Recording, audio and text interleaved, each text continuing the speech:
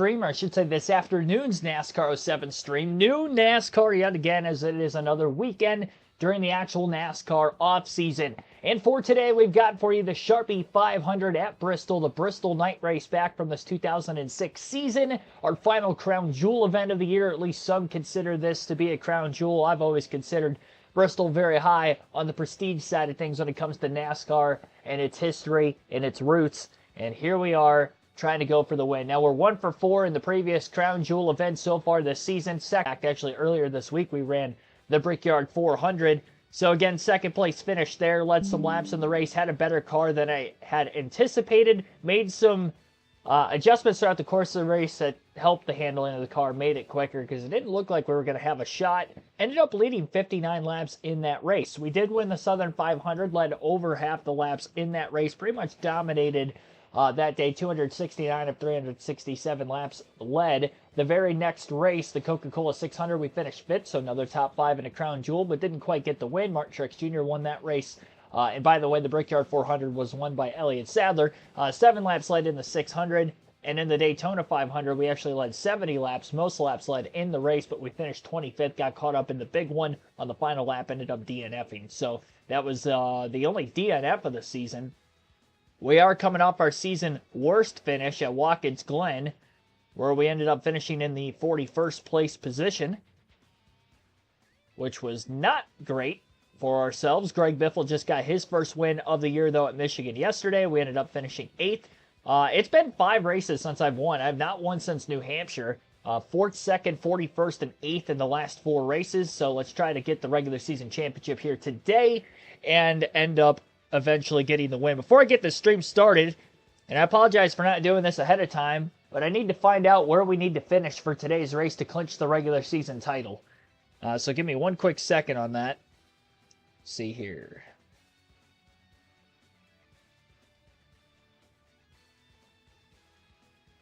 It's going to take me about a minute or so. Obviously, I usually have that ready, but I did not have it ready before the start of this. All right, so our points lead coming into this one over Greg Biffle, I believe, is 439 points. I do not have it at the top of the screen. It should be 439. Well, now I got to go back to the last stream. I really fudged it up. I did mess with the point standings at the top of the screen a little bit. I put the difference between the drivers on the cut line, plus or minus. Obviously, if you're above the cut line, it was going to be more a plus number. Minus number if you're below the cutoff line of the screen. So it gives a better detail, at least as far as how close it actually is.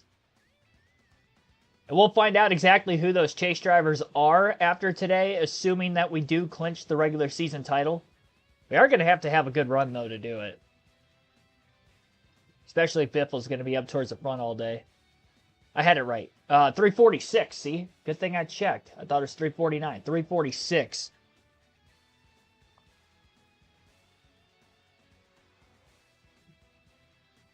So we have to outscore him by 34 points. So let's just assume that Greg Biffle leads the most laps and wins the race, scores a max 190 points.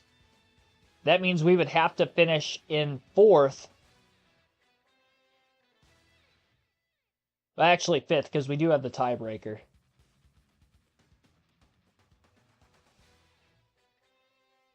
So 312 is the magic number. No, I had it right. 4th. So we have to finish 4th or better to win the regular season championship here today. All right. Long story short, let's get into this thing. Obviously, if we lead a lap, then we can end up finishing 5th. So hopefully we can do that sometime soon. Felt a little free in qualifying, not going to lie. We did dominate at Bristol earlier in the season, so I have high hopes. I was not trying to turn down into Kurt Busch there. A little contact. Right off the initial start. The car it turns way too easily for me.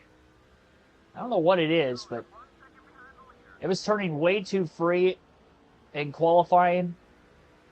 I felt like I should have been able to get the pole, but we didn't. I'm going to be clipping that asphalt quite a bit, but it actually gives us added grip, though, at this racetrack. That's an okay line to run right down on there.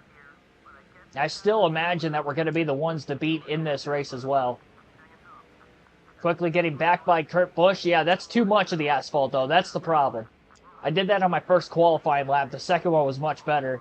So I think the first lap I was like 25th. So I had a slide like that where I got all 4 down on the asphalt. I can get 2 tires down there and it grips up perfectly fine. 4's tough.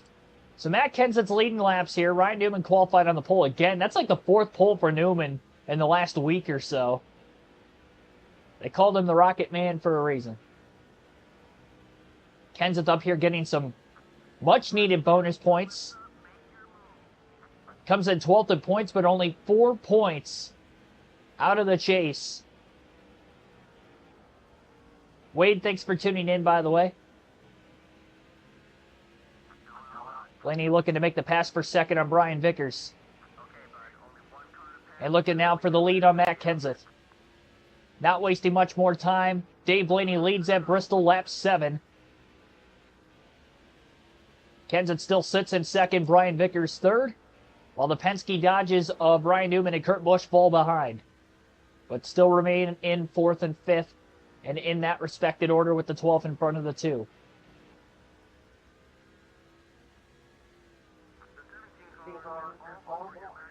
All right, so Dave Blaney out in front, leading the lap. Now we have to finish 5th or better to win the regular season championship here today. So again, 5th place or better wins the regular season title. And that is assuming Greg Biffle would go on to win the race and lead the most laps.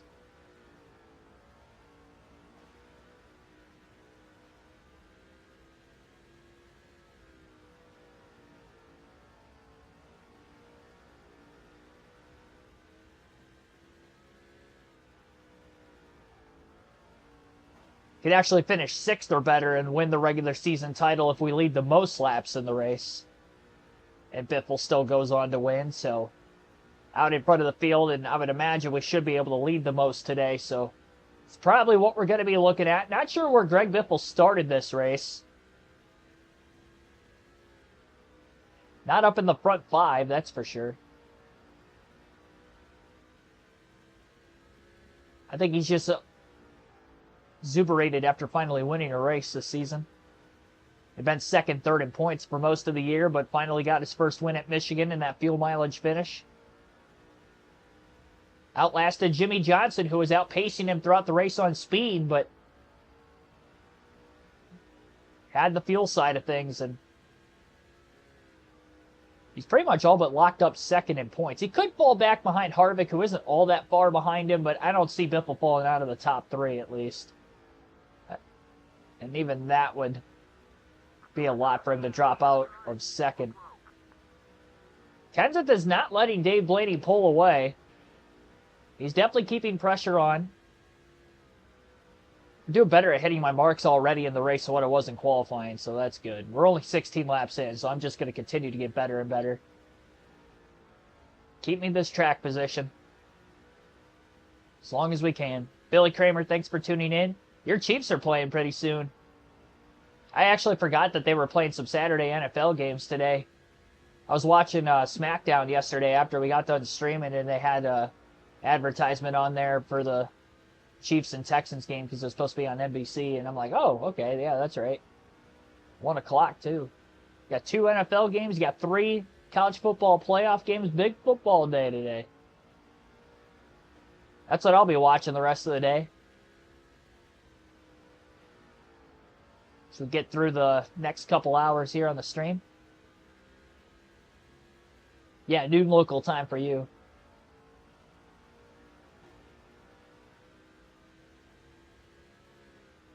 Probably only see about the second half of that game, but I think it'll be a good one, though. Might be a low-scoring game considering it's a little colder, and the fact that both teams' offenses have been really struggling, like pretty much all season.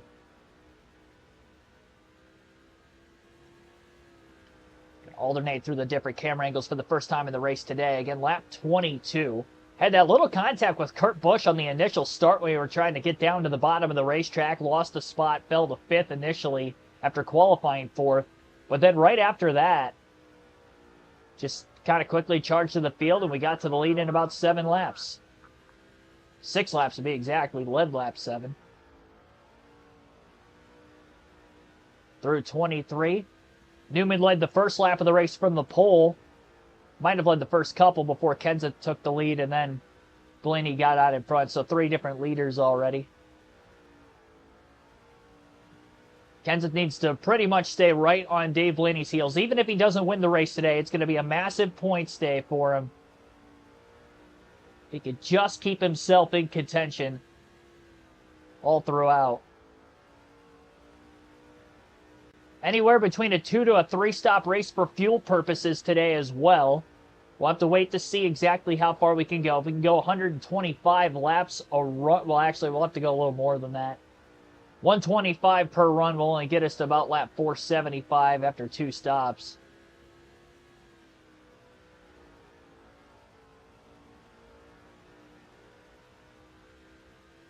So we're going to have to go 130 plus laps. At 132 to 133 laps a run to be able to make this race on 2 stops.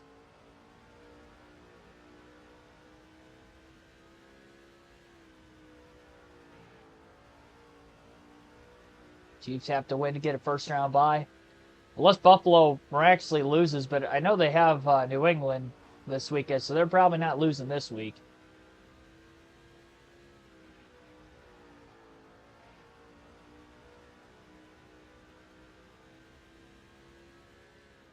They got a lot of injuries on that team, too, so they could use a bye week.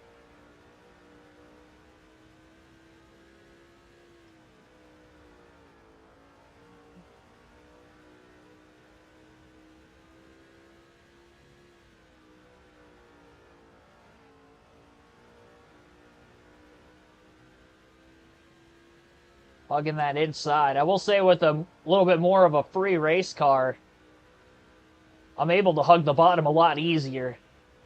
I'm not having to back the corners up as much. I can really roll deep and get it to turn down to the bottom of the racetrack pretty well. Get it to stay there all the way through the corner. Be interesting to see how we pass lap cars with a loose car, because that's probably going to be where we might struggle a bit.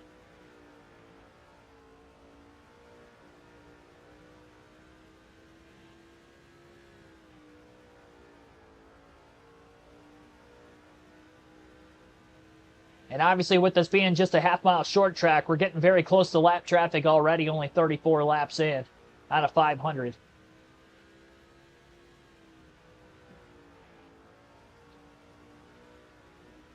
So if we clinch the regular season title today, then tomorrow's stream, which will start at noon Eastern time as well, is going to end up being the Chase opener at New Hampshire. And then we'll continue the Chase into Monday and Tuesday night. Off for Christmas. Carry the Chase back up again Thursday through the rest of the weekend. And the hope is to run the championship race at Homestead at some time in the middle of next week, and then we get to NASCAR 08 by the following weekend for New Year's. So don't have many more NASCAR 07 streams left, really. Might be able to clinch the Modified Series Championship in the next stream as well. For that side of things. So we got Modifieds. At least one more, maybe 2 more times. After today, we're looking at more than likely 10. Assuming I finish top 5 to clinch the regular season championship today. You know, we get our top 5 finish and clinch the regular season title. We'll have 10 more Cup streams left. Obviously done with Truck and Busch. But yeah, then on to the new stuff. NASCAR, well, new stuff for me. I haven't played NASCAR 08 ever before, so that'll be a learning curve for sure. And who knows, that season's probably going to be tougher than this season with Dave Blaney, just because I've never played that game before. And we don't know which driver we're going to be using, so we will end up having to do some driver polls at some point in time as well.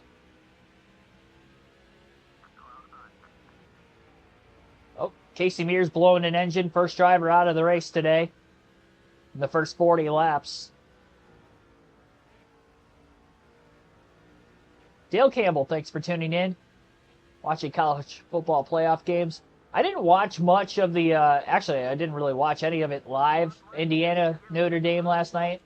I was watching SmackDown, but I was score tracking it all the way through that, and then I ended up going to bed before the end of the game. But I checked the score before the end of the game. I think Notre Dame was up 20-3 at one point, so I was like, yeah, they're up 3 scores, fourth quarter.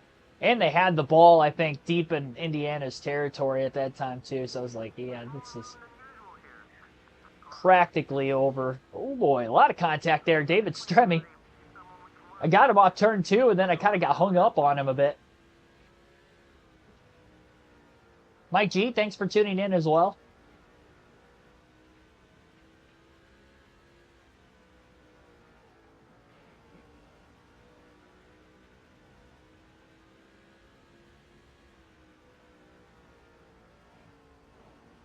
Bristol DW's favorite track. Yep. His best track for sure. Sure, Rusty Wallace loved this place more than any other also. He had a lot of wins here.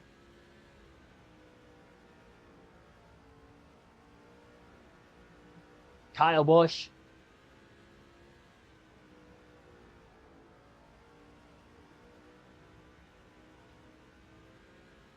Honestly, those are probably the 3 best drivers to ever do it at Bristol.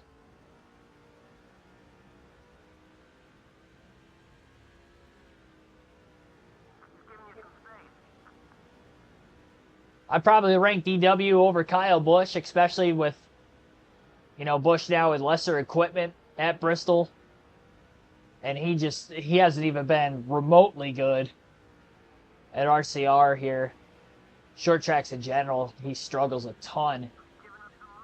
Which is crazy because I think a lot of people would consider him the best short track racer in NASCAR in his Gibbs years.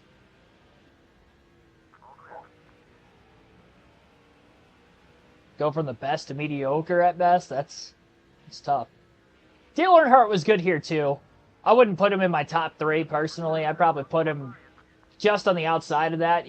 Mount Rushmore, Bristol, you know, you can maybe put him up there. I don't know how many wins Petty has here off the top of my head. He probably won here a bunch too. So that's kind of interchangeable, I feel like, for that 4th spot.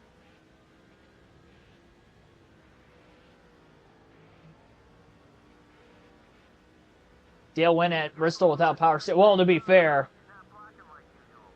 there was a lot of Bristol wins, but I don't know when they had power steering in the cars. When that was added.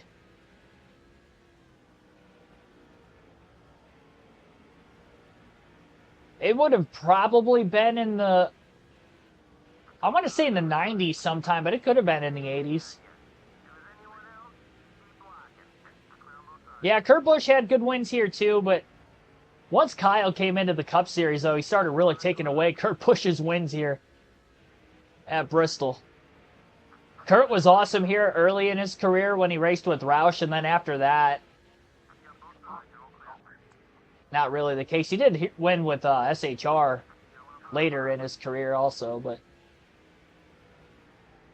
yeah, Kurt was definitely good here. I would have put him in that upper echelon, though. 80s, I thought. Yeah, I could see that. 90s seemed a little bit too far along. I mean, power steering was definitely in cars in general. Like, I don't know about the race cars, though, when that became a thing for NASCAR specifically. Not sure on that timeline.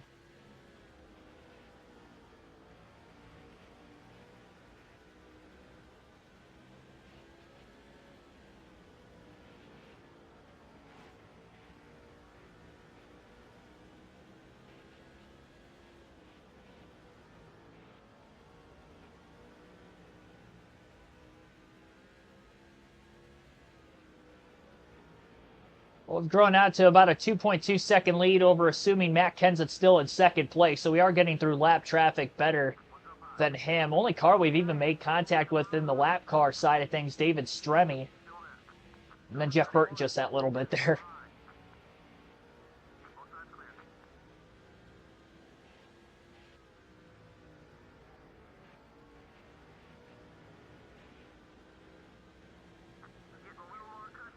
Keep this thing as clean as possible. Trainskate 1024, thanks for tuning in. I'm trying to look at the chat as much as I possibly can, guys. You'll have to bear with me today. We go to these short tracks. It's tough for me to look at the chat often. Short tracks and the road courses are always toughest. Just turning so much.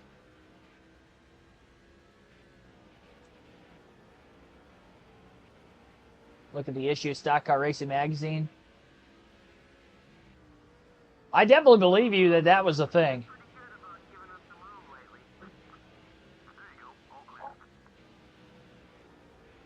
I think mixing a pro wrestling phase in there, I think Jim Ross, one of the great legendary commentators for WWE, WWF, he would probably say that Dale Earnhardt was tougher than a $2 steak, and I would have to agree with him.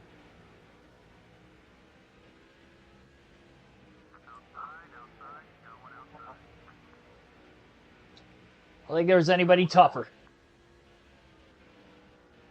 back in those days. Oh, boy. Kyle Petty got really loose right in the center of 1 and 2. I thought he was going to sideswipe us. He did not, though. We got through there cleanly. Denny Hamlin and Michael Waltrip tail end of the lead lap right now. So we did have a couple cautions at Bristol earlier this season. We didn't have a caution-free race until we got to Michigan for the first time, and we had one in our Michigan race yesterday. Brickyard 400 at Indy was the second caution-free race we've had this year. So we get to these shorter tracks, although we don't see a lot of cautions, we do tend to see a couple. I think New Hampshire, the last time we had 4 of them.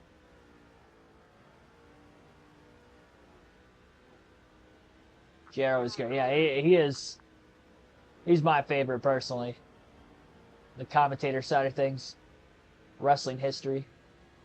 Honestly, Vince was really good back in the 90s. The only thing with him, though, he didn't really call out like the names and the moves unless it was like a finisher that he knew the name of. You heard what a maneuver a lot in every match rather than hearing what the move was actually called. He didn't know the terminology as much from move to move. He just knew the business, the inside stuff.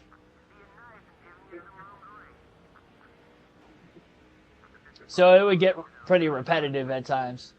For matches I've gone back and watched, because obviously when he was commentating, that was before my time, but I've gone back and watched older matches when he was commentating, and I would hear that a lot.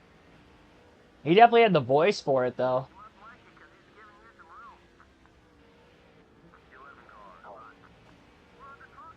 Oh, trouble!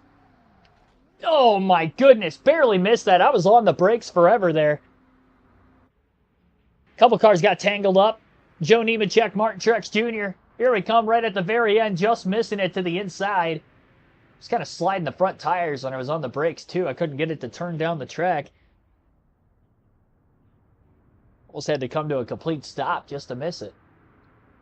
Good thing they didn't keep sliding down to the inside wall, because I definitely would have gotten collected. Luckily, they were able to keep it up on the racing surface enough.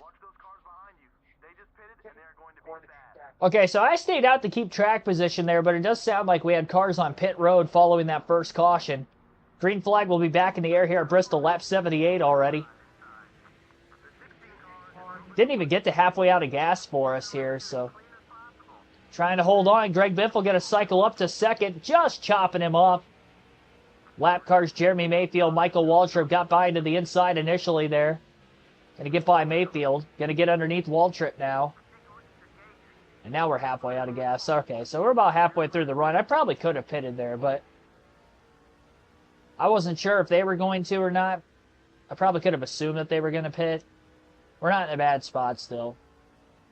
We're okay. 2-car crash. Joe Nemechek slid sideways off turn 2. And then as he was coming back down the track off the exit of the corner, Martin Truex Jr. hit him also. So 2-car incident there. Could have been 3. We almost got collected.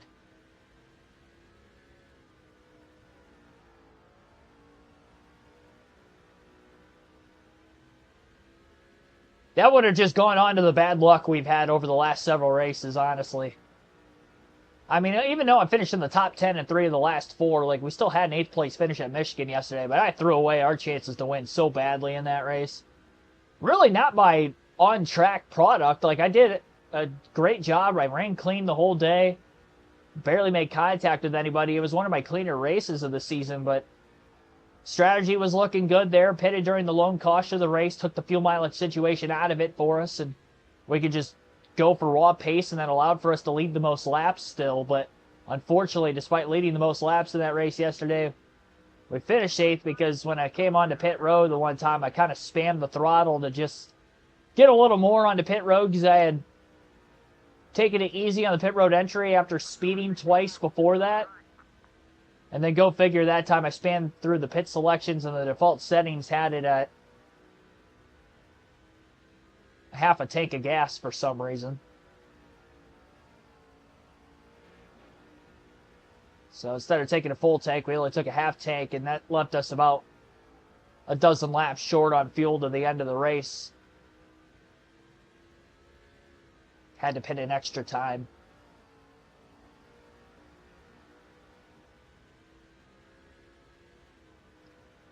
That is definitely one that got away from us.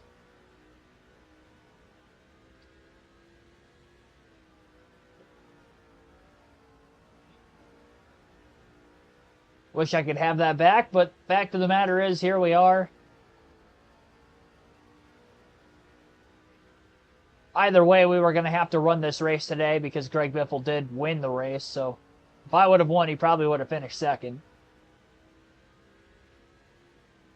As he's running right now, trying to keep the pressure on us to have to get a top 5 finish here today at Bristol in order to clinch the regular season title and not have to race at Fontana tomorrow, rather than starting the chase at New Hampshire.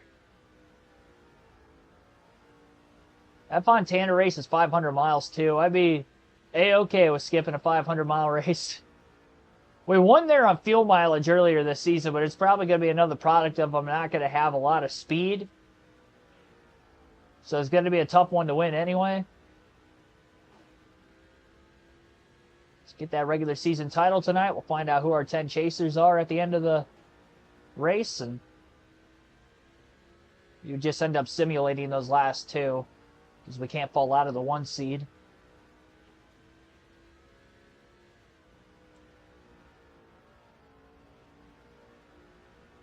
Biffle kind of doing the same thing Matt Kenseth was with Dave Blaney, kind of staying hot on his heels. Once we got into lap traffic, that's when we were able to extend our lead up over 2 seconds. Definitely lapped quite a few cars, going about 75 laps caution-free to start the race.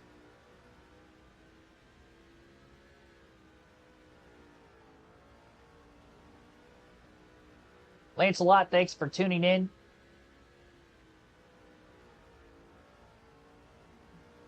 You too, man.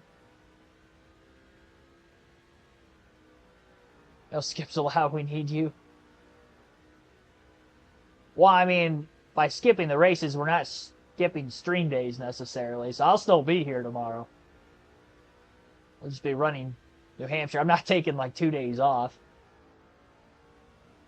Only day I plan on taking off the rest of the year is Christmas. I'm going to do my very best next year. Obviously, you know, when I have plans to do other stuff, it takes time away from the channel, but my goal is to stream over 300 times next year. We'll have a couple in a day here and there because of the double headers with truck and Xfinity races, for instance. But my plan is to stream over 300 times next year.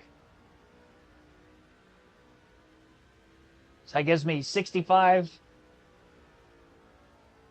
days off.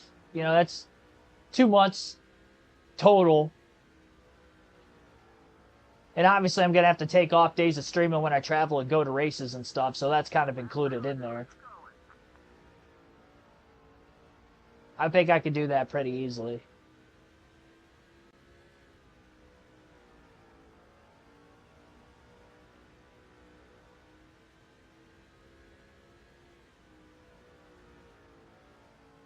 He was lost in overtime last night.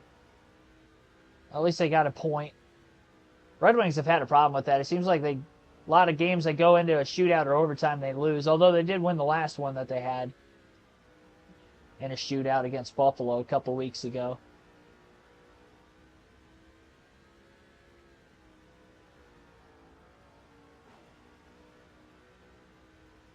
You have NASCAR 25 coming out next year. We'll have a lot of that. I'd like to think we should be able to finish our NASCAR 08 stuff before NASCAR 25 comes out. So we'll probably be in the middle of NASCAR 09, if I had to guess, by the time we get to NASCAR 25.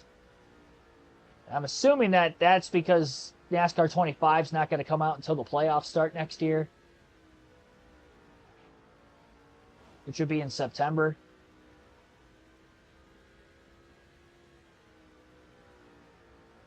Just over 100 laps in, we've led all but the first 6. Greg Biffle's done a good job since the restart. He almost stole the lead away from us. Nearly picked us behind Jeremy Mayfield and Michael Waltrip, the couple of lap cars that were initially on the inside and got by.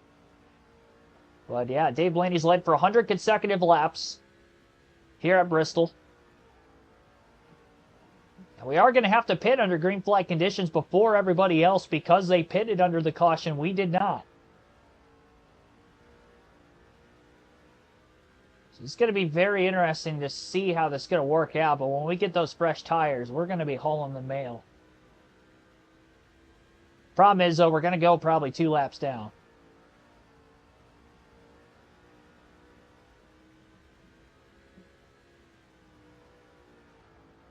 Pick 6 by Penn State, oh boy.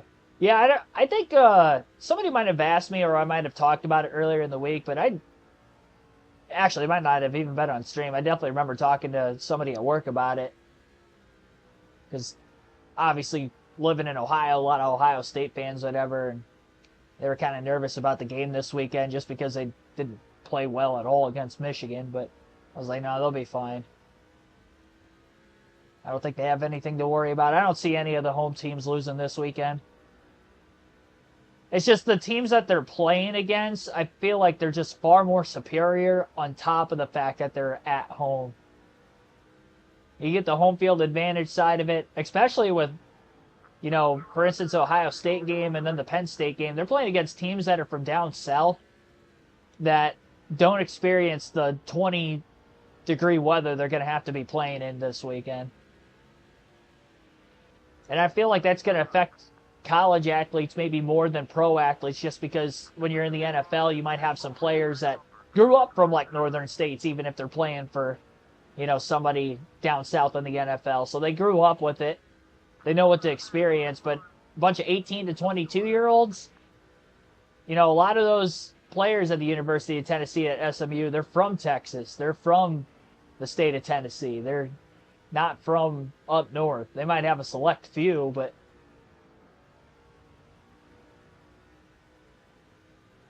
and they're younger, so to, you know, just deal with it, I feel like is going to be maybe a little harder mind over matter wise.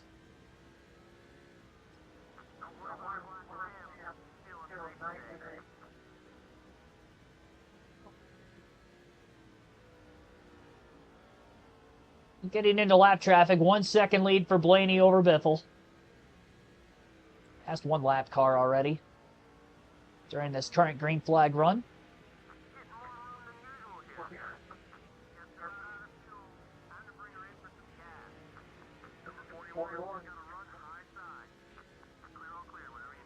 Yeah, we're definitely going to have to pit 3 times today. That's probably why everybody else pitted under that caution.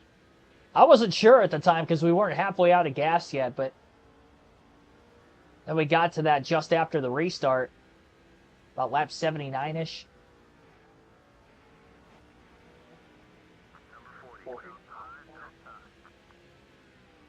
Why did I choose to stay out of the pits? I really, you know, looking back on it, I really don't know. My thought process was that they were just going to stay out too. It didn't really dawn on me that we were in the fuel window to make it on the 3 stops, to be completely honest. Yeah, looking back on it, I definitely should have pit. Ryan P., thanks for tuning in. I'm doing great. Hopefully you are too. Always having fun at Bristol, even if it's virtual. It's my favorite track. Somebody said DW's favorite track. It's my favorite track.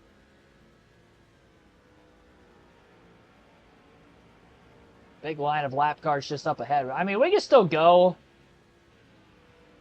I mean, I would imagine we can get to about lap 150. A lot of contact there. 103 car.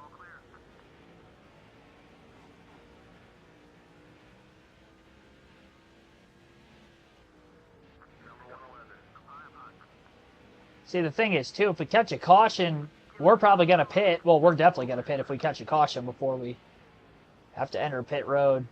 I'm not worried about it, though, honestly.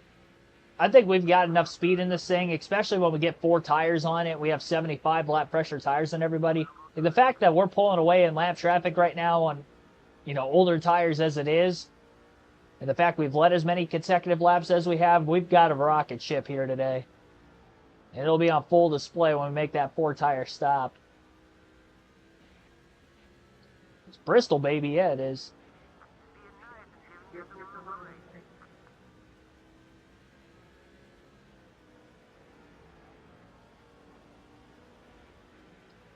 Big risk pitting under green. Yeah, I mean, that is for certain. And Greg Biffle's going to get his bonus points, assuming he's still in second also. So he's going to go on to lead quite a few laps. And that race for the most laps led is going to be interesting between the two of us. Fastest lap of the race that last time, 15.062. We'll probably get a lap down to the 14s at some point in time in the race. Dealing with a lot of lap traffic right now.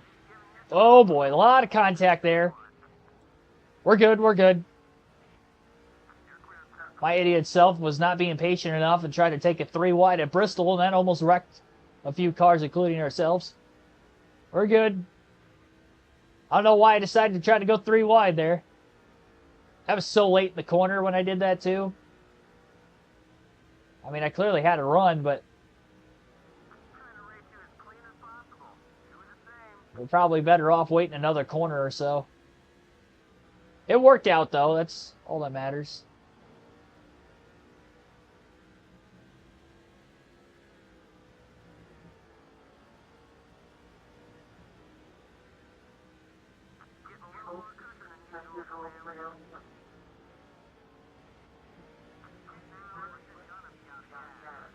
Yeah, my plan is definitely going to be to go to about lap 150.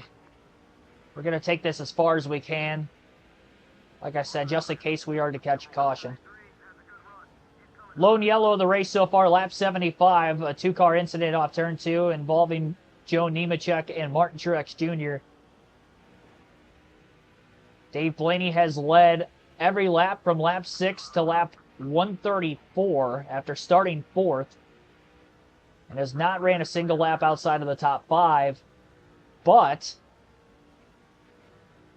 we are going to have to pit here. Everybody else pitted during that caution. So we decide to keep the track position. We're going to have to pit under green. Making up time on the fresh tires.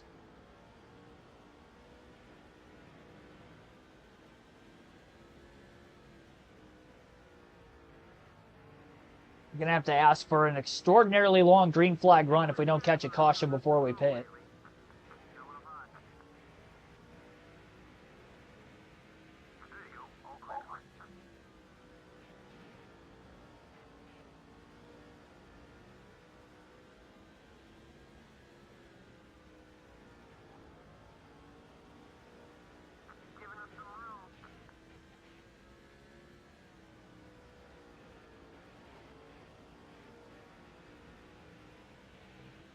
Yeah, it's never good to have a caution when you're leading.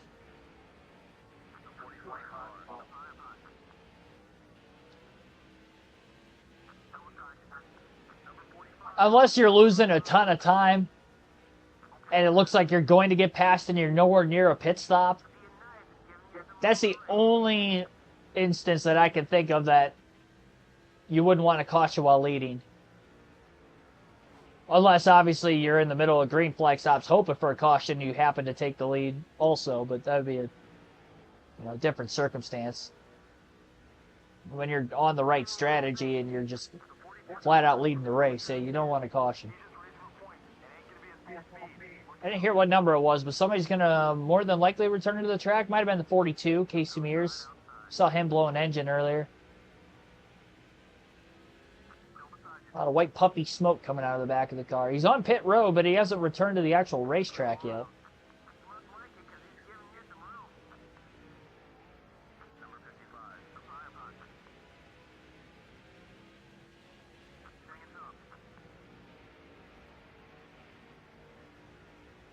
Waltrip going 2 laps down now. Denny Hamlin losing a second lap.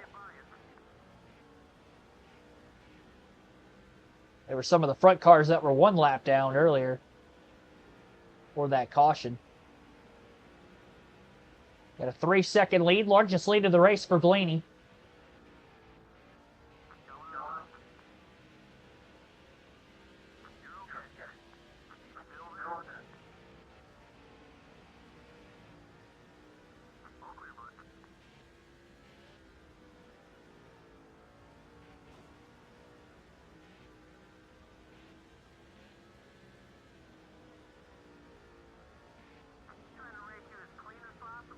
Larson 2.0, I guess so.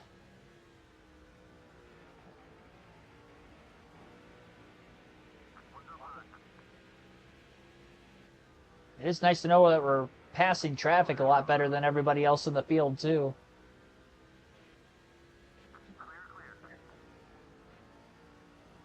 It's a little bump and run move there. Kyle Busch on J.J. Yaley.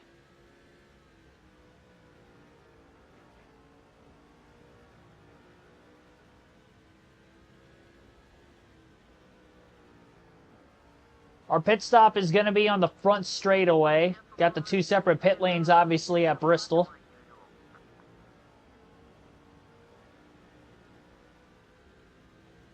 And again, we will be pitting at lap 150, so we'll stay out this time, and then we'll pit the following time by. Speed limit 70 miles per hour. Every track on this game. I'm going to make sure my pit options are good to go before I pit also. We don't want the same problem as yesterday. Well, see, it's a full tank of gas today. It's so weird. I'm not going to be making any adjustments either.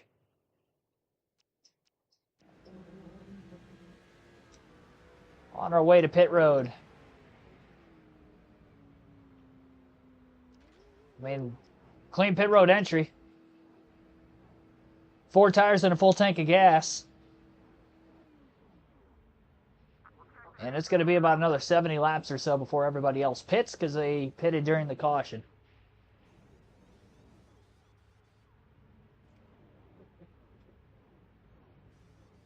So we led for about 144 consecutive laps. Give the lead up. Going to fall a couple laps down more than likely here. But now we'll have the tire advantage. Looks like 1 lap down. Ugh. Big slide. Just trying to stay low in case there was oncoming traffic. So 1 lap down in 29th is where Dave Blaney runs. And now we've got about 75 lap pressure tires, so it's time to eat.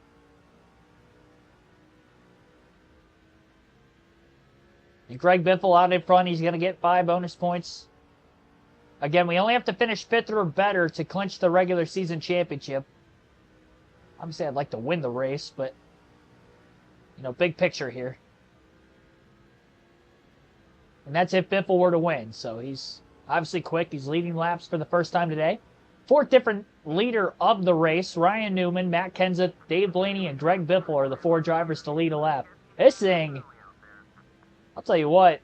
I'm not in traffic. I feel like it is so floaty, and it does move around quite a bit. Loose is fast if you can hold on to it. I'm holding on to it.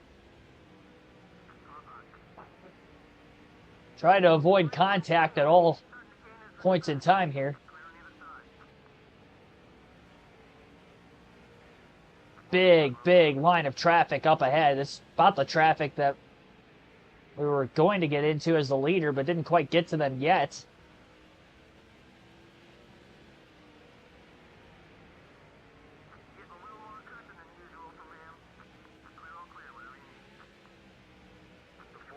Well, these passes not even for position either.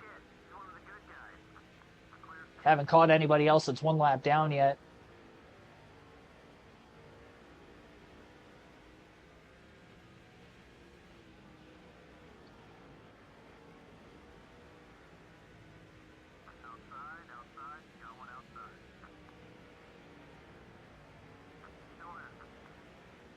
This thing, I mean, does it look like to you guys that the car's just moving around a ton in the corners? It feels like it to me. I get up off the exit of the corner and I can't hold the car straight. Contact with Jeff Green.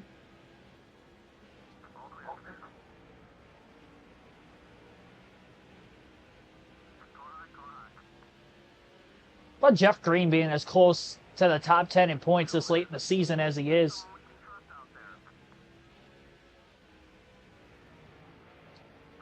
Bobby Labonte in dire need of a good run. He was in the top 10 in points going into Michigan yesterday, but had a DNF, finished 42nd, and that's why he's just over 50 points out now. Dropped from 10th to 13, so he's got a couple drivers to jump. Kens has led laps already today. We haven't seen Johnson lead any to this point. Obviously, Jeff Green, he's ahead of, so that's good for him. He's going to have to try to run down the 17 and the 48, which is not going to be easy. 3 wide and tight. Making the passes cleanly that time, 3 wide.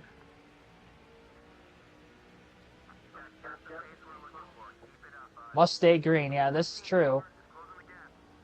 Oh, well, speaking of Johnson being nowhere to be found at this point, he's actually leading. He just passed Greg Biffle. So Jimmy Johnson will take the lead. We passed one car for 28th at some point in time during all this traffic.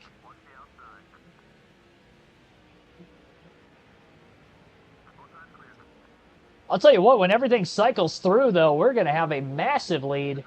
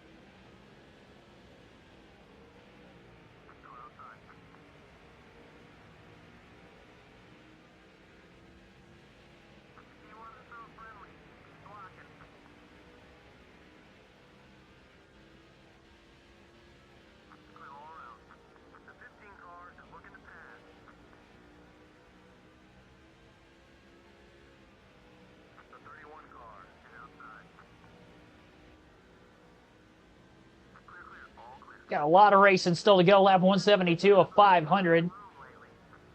Started this race maybe about 5 after 12. Noon Eastern time at least. So we are only about 45 minutes into this race. Just the one caution. So the flow of it is definitely quick.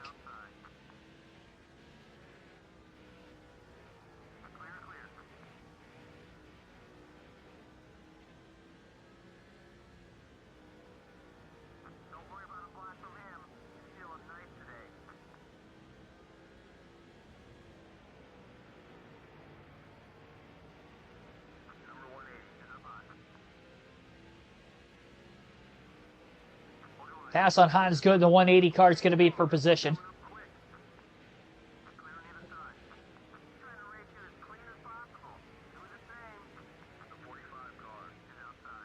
Kyle Petty was not. 126, we'll see. Yep, that's a spot. 26th. Honestly, we've got to be getting pretty close to the free pass position. I'm not sure exactly who it would be, but...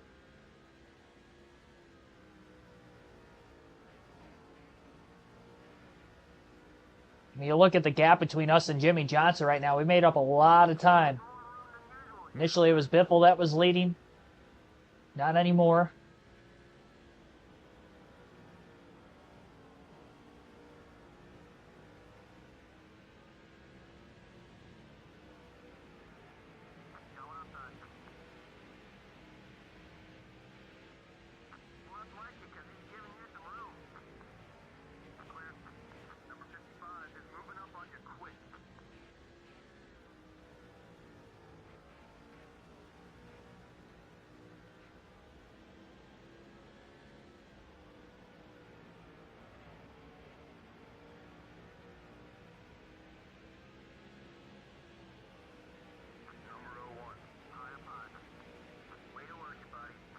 Pass on Nemechek was a spot. He's a lap down after crashing earlier. 15.053, fastest lap of the race that last time by.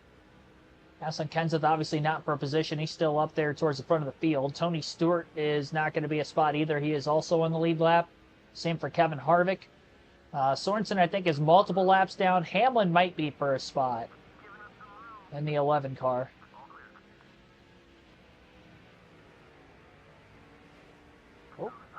Contact there with Kevin Harvick. Jamming my way through. We're getting close to getting our lap back here. Yeah, Hamlin was a spot. That's what I expected. That might have been the free pass position. If it wasn't him, then this 163 car up here would be. Stremmy's multiple laps down. Biffle's still in second. Gap about 6 car lengths or so. 5, 6 between him and Johnson. No lap traffic around him at the moment.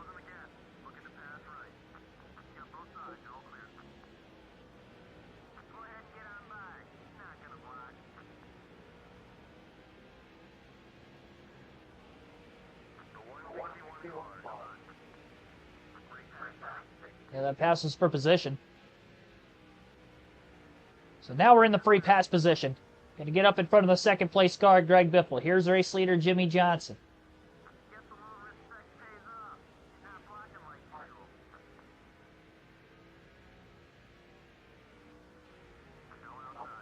Ripping through the field on 75 lap pressure tires. Blaney back on the lead lap in 23rd. On laps himself from Johnson. Kyle Busch up here should be the last car in the lead lap. And we pitted at lap 150, so sometime around, I would expect lap 220. I'd say between 215, maybe we'll see some of the earliest takers on pit road. 30, 35 laps. We're getting there. Matthew Dorter Bruno, thanks for tuning in.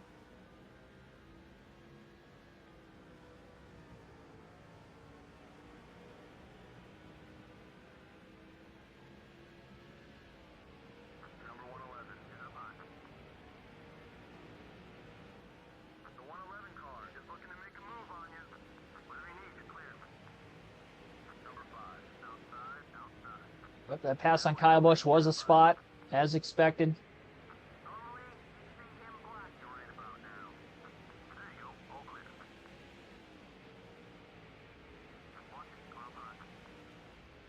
I was not trying to go that low. Oh, man.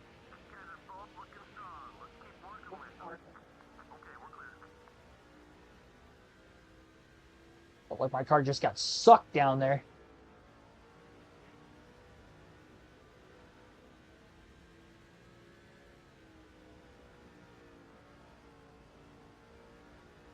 I was able to get on the brakes enough that by the time I made contact with Paul Menard, it wasn't heavy.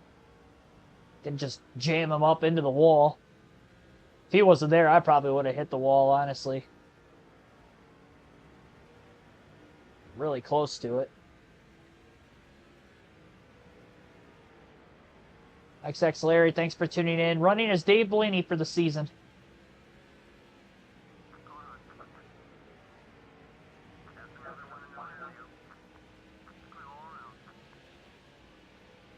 Pass on Truex was a spot. Jarrett was a spot. Lapper in the 103 was not. Ryan Vickers will probably be a position. 15.046, fastest lap of the race that last time. Big run on Vickers there.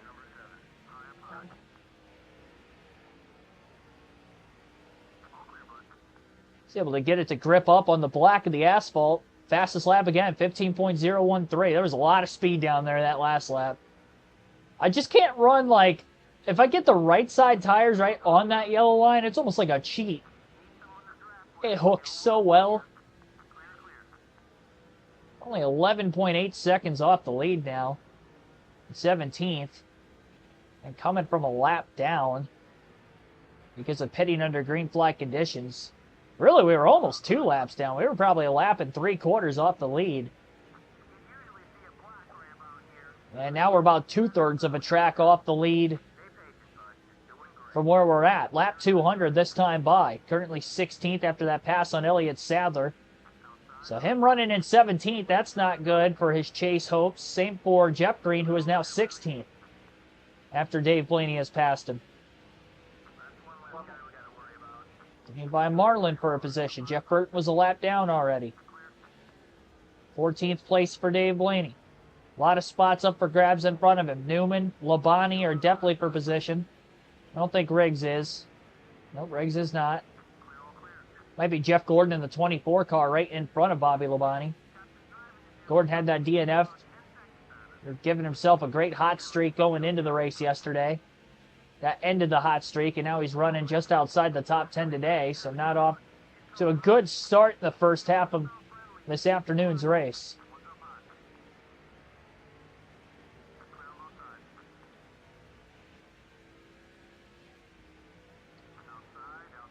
And back in the top 10, getting by Jamie McMurray.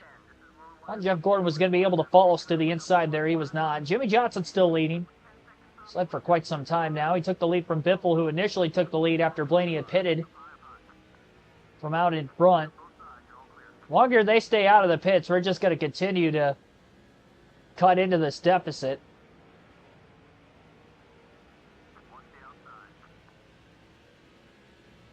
If you pay much attention to the stream watching football, that's all right, man. I appreciate you stopping by. Hit that like button if you haven't done so yet. Appreciate that also.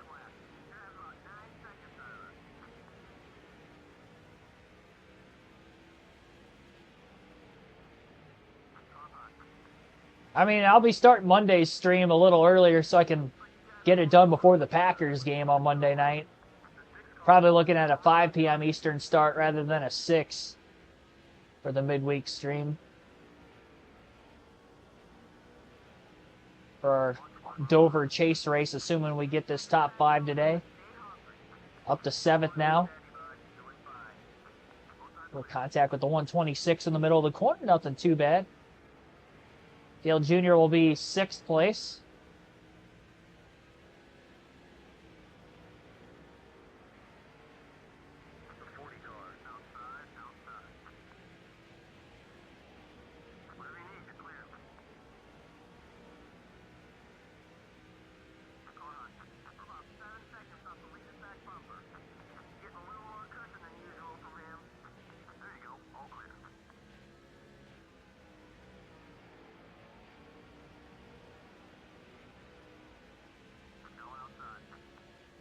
Just under 7 seconds off the lead.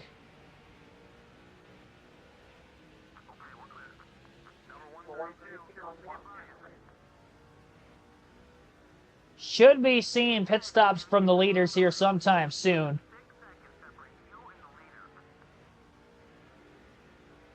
Really have made up so much time already.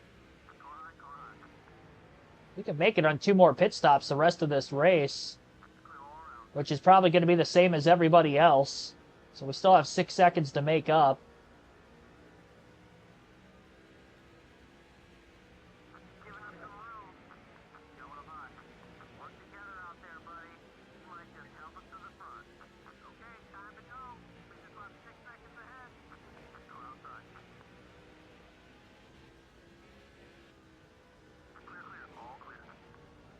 Interception, Penn State touchdown again. They have multiple pick sixes in the game. Somebody in the stream earlier said that they had an interception return for a touchdown too.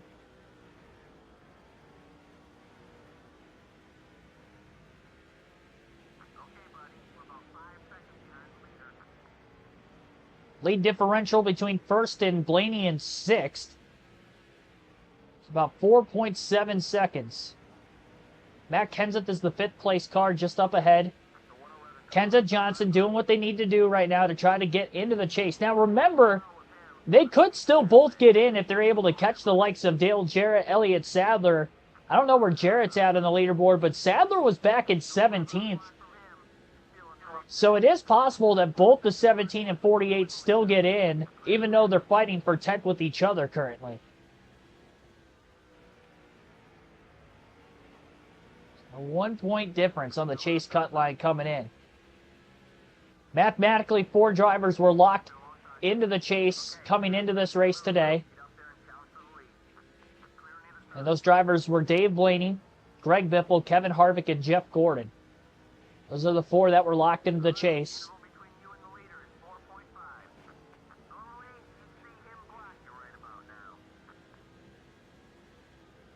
Blaney again looking to lock this number 1 seat up 2 races early.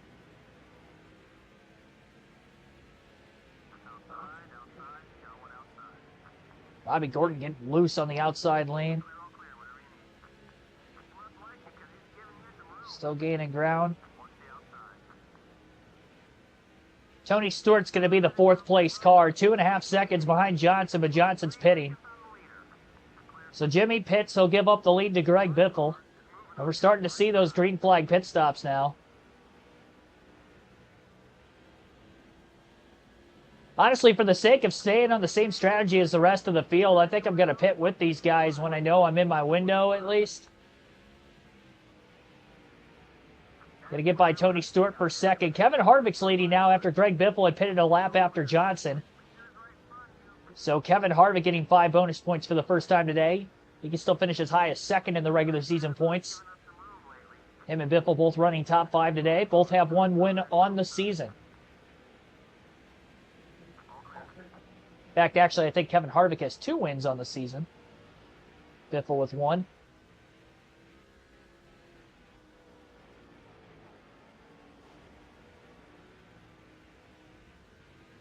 Biffle fresher tires than that of the 29 of Harvick, looking for the lead in turns 1 and 2, and he's got it. So Biffle back out in front here at Bristol. A lot of cars checking up here on the straightaways. Other cars leaving pit road. Jeff Burton's so slow coming out of the pits there. That's going to cause a caution at some point, I feel.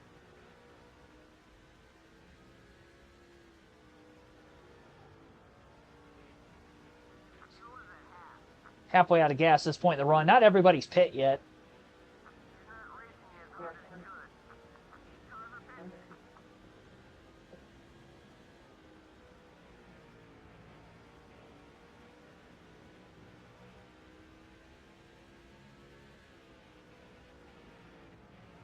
Obviously, with being under 300 laps to go, we're definitely in the window to make it on 2 pit stops the rest of the way. Like the Granger car that Biffle has? Yeah, me too. Biffle's always had some great schemes, I felt, over the years, especially those early years at Roush. That National Guard scheme was my favorite, but the Subway car was always pretty good. The Granger car, they had a couple different renditions of that I really liked. Harvick's slow coming up out of pit road as well there. Tony Stewart checking up behind him. Blaney getting by on the outside. Blaney's going to have a multiple lap lead on the field here until he hits pit road again, which he can choose to run this out as long as he can and then pit. Still got cars on the lead lap that haven't made a stop yet, so we're definitely going to stay out at least longer than them. Just in the case that we could get a caution in the middle of this green flag pit cycling. Prefer the Granger car. I prefer the National Guard car, personally, and then I'd probably go Granger second. The 3M car, honestly, is... There was a couple renditions of the 3M car that were pretty good. Maybe not the earliest ones, but some of the early 2010s.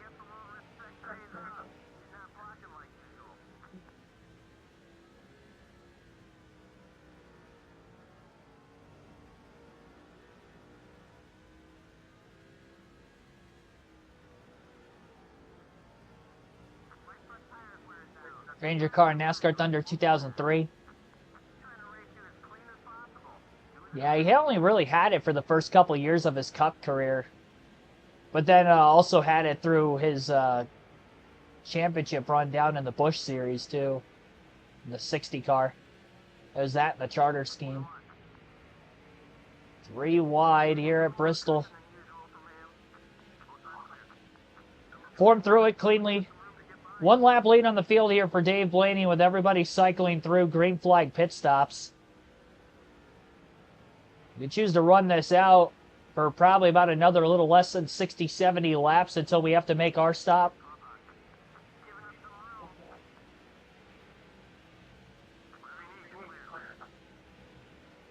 We're still making good pace.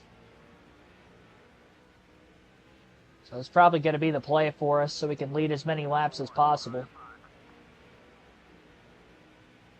We might cycle back into the lead. It'll be close. I mean, we were only 2.5 seconds behind Johnson, who was the first driver to pit, and he was also the leader. Biffle, who would have been the second place car, Biffle's just in front of us. Almost halfway. 1 caution all the way back at lap 75, early yellow of the race. A 2-car incident turn 2 between Truex and Nemechek.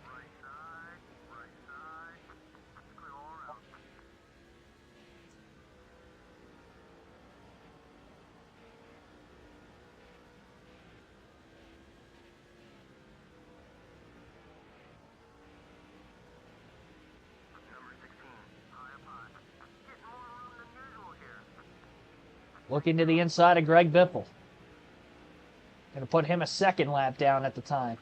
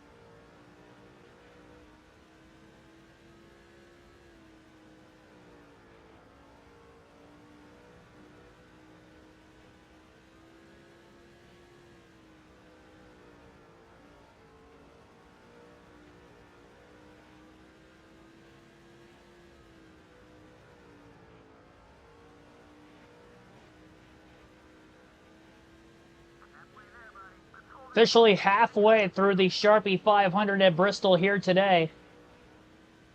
250 laps complete, 250 to go.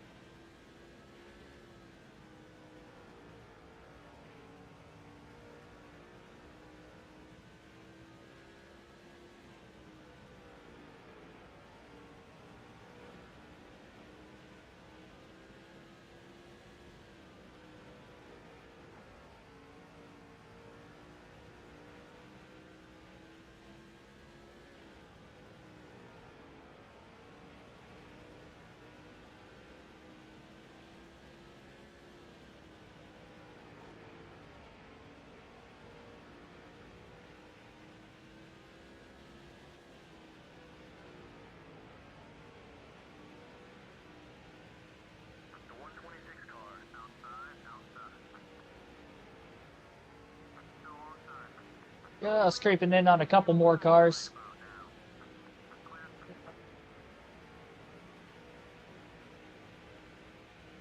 All these cars Bobby Labonte's around right now, I would think, are for position. Marlin, McMurray, Green.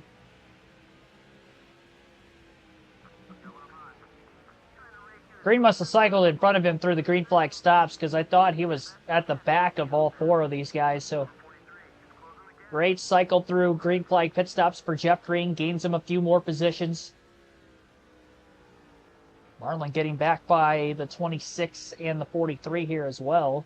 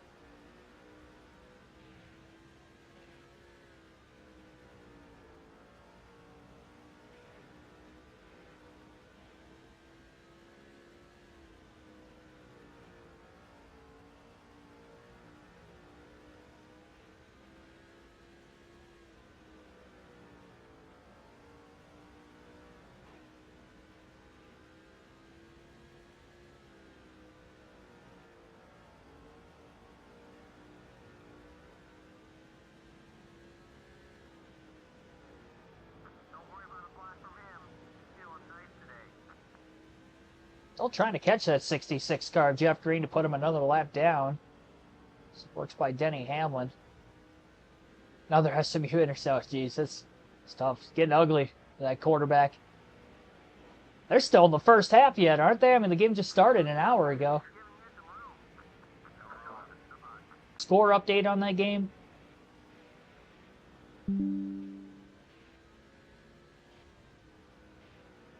Finally ran a 14-second lap time there. 14.983 that last time. Fastest lap of the race for Blaney. So our first sub-15-second lap. Oh boy, a little contact there with Jeff Green. He didn't deserve that. That was a thousandth of a second quicker somehow. 14-0. So what, are both their scores on the pick sixes then?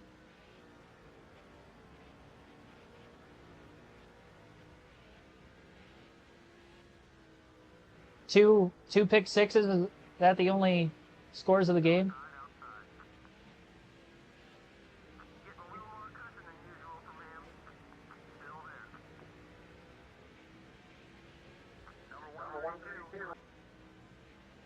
At least SMU's defense is doing a good job. 14.916. We've had 3 laps, sub 15 seconds here, all in the last probably dozen or so. I believe Jimmy Johnson would be the second place car up ahead, that we might have a 2-lap lead on the field. But again, we have to pit 1 extra time. So we're going to end up giving both of these laps back up again once we pit. We're in a different pit strategy. We stayed out of the pits during the lap 75 caution.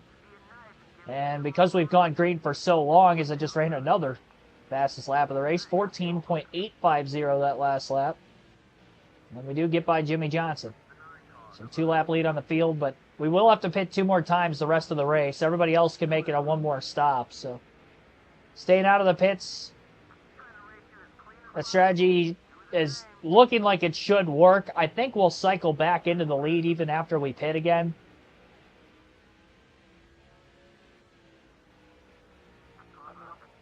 In second place on back, most of them are going to get back on the lead lap. All of them are going to get at least 1 lap back. It'll be interesting to see around how many cars will be a lap down still, though, once Blaney pits for what will be the second time today. If we get a caution before we pit again, then we just trap the field 2 laps down, and we're in a much better spot than what we were. I mean, it was a risky strategy, but it has definitely panned out. Needed that long green flag run. We've gotten it 200 laps since the last caution right now. So we've more than cycled all the way through green flag stops. And Blaney's going to be making his second right around lap 300. And then we could take that down to about 50 laps to go.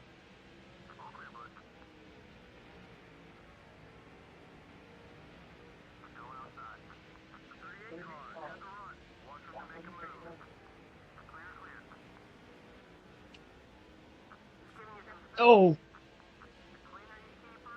Got back in the gas way too soon there.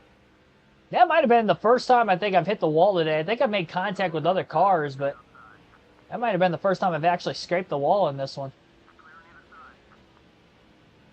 That I could at least recall.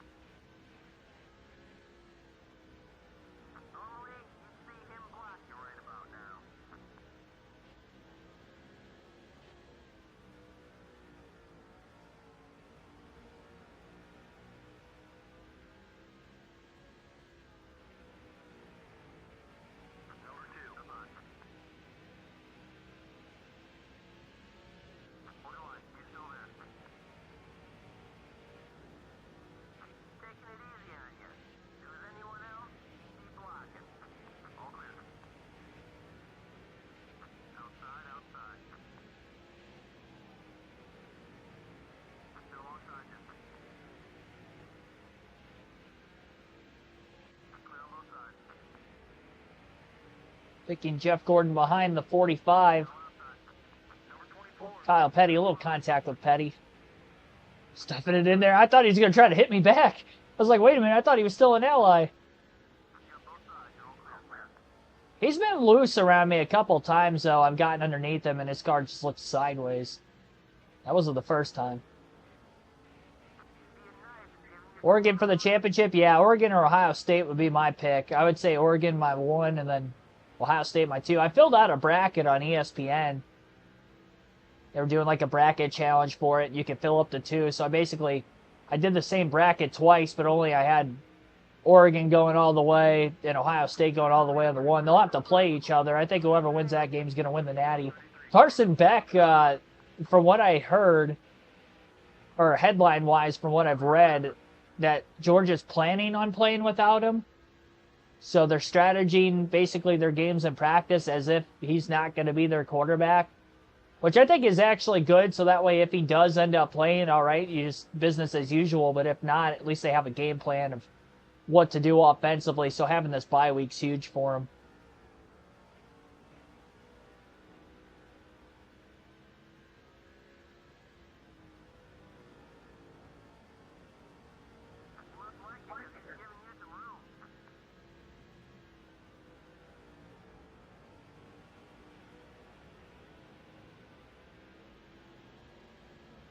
Ten laps away from pit stop number 2 in the race here for Dave Blaney.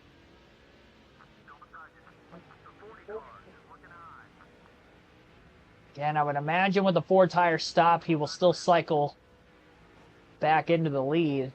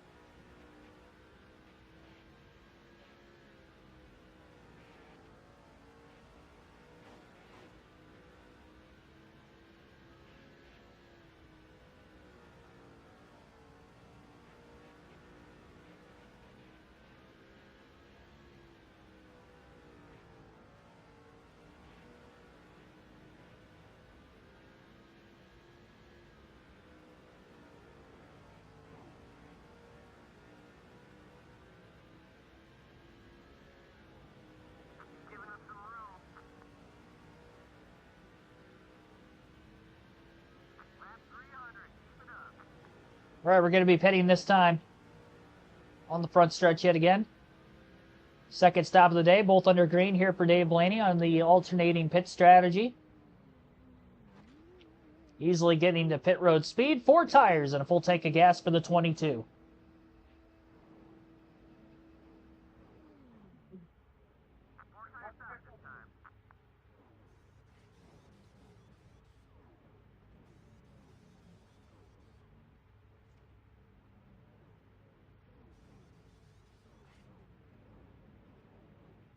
All right, looking good. Clean stop for the gentleman on pit road.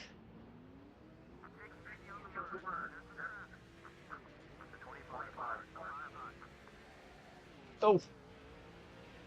Looks like coming out of the pits there. I did that the last time, too. Yep, we're still going to be the leader. 4.7 second advantage over second place, who, again, I'd assume is still Jimmy Johnson. He was quite a ways ahead of Biffle after they had cycled through their pit stops also.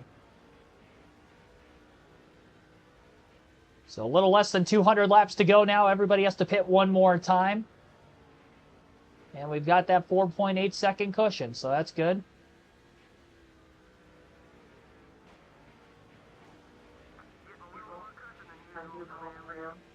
All it takes one caution to punch this field right back together again.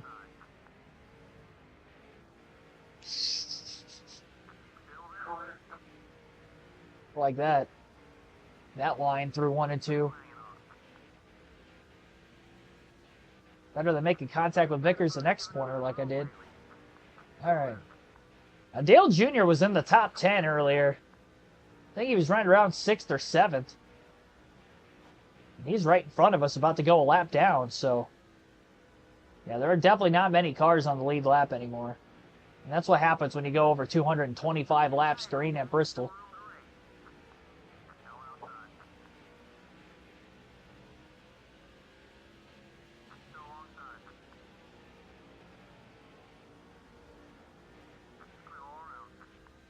Honestly, I think the final run, I'm probably splitting about half tires.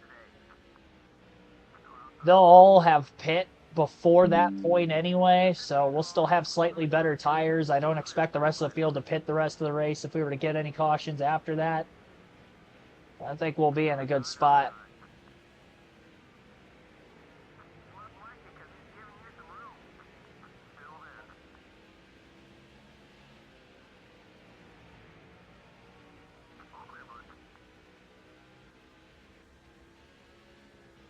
.817. I was all the way down below that yellow line on the asphalt, below the concrete, and that traditional racing line at Bristol.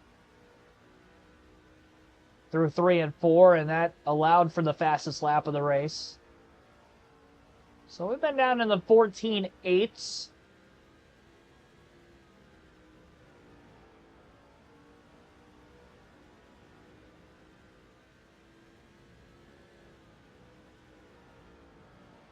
So now we've got the freshest tires in the field by about 75 laps, and we're leading.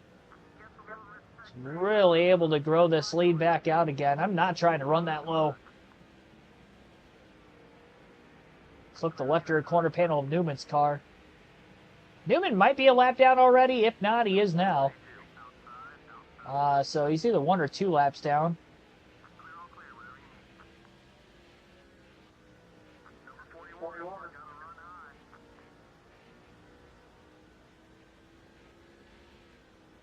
Holmes had a touchdown. Was it? Did he run it in on that bum ankle? I was hoping he'd throw it to Noah Gray. I've got Noah Gray on my fantasy team. I got Noah Gray on my my big money fantasy team that I'm trying to get the playoff by, the top 4 through the end of the traditional regular season for the NFL. And then I've got Joe Mixon, the ESPN league that's through my work. I'm in the semifinals for the playoffs in that league. But I got Joe Mixon on that team. Running back for the Texans. So I'll be keeping an eye on that game today, too. I don't think I have anybody on my fantasy team. Well, no, I got Justin Tucker on that ESPN league for the playoffs there. But that's, I think, the only guy I have on either fantasy team for that game. Ravens and Steelers later today. 7-3 now. When to pit for the final time? Well, definitely when we get inside the window. The window won't open until about 150 laps to go. So we get to about lap 350. We'll be inside of it. So if we get a caution at any point after lap 350, we'll definitely be pitting. We've definitely lapped up inside the top 10. Tough to tell exactly how many. I would imagine there's anywhere between 6 and 7 cars on the lead lap, as we have a 7-second lead over Johnson.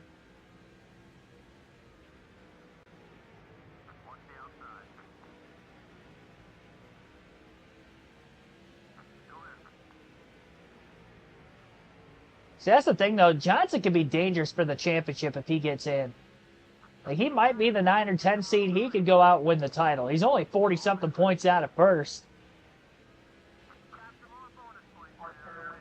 Lenny just clinched the most laps led already. We're only on lap 323. So even with the strategy maybe leading to less laps led than he would have had otherwise, he's still back in the lead by about a half a lap. With few cars on the lead lap, and he's still going to get the most laps led. So with leading the most laps, we can now finish 6th or better and win the regular season championship, assuming Greg Biffle were to win the race. So if Biffle wins 6th or better, we'll win the regular season title here in the Bristol night race for Dave Blaney. Trying to go for win number 13 on the season.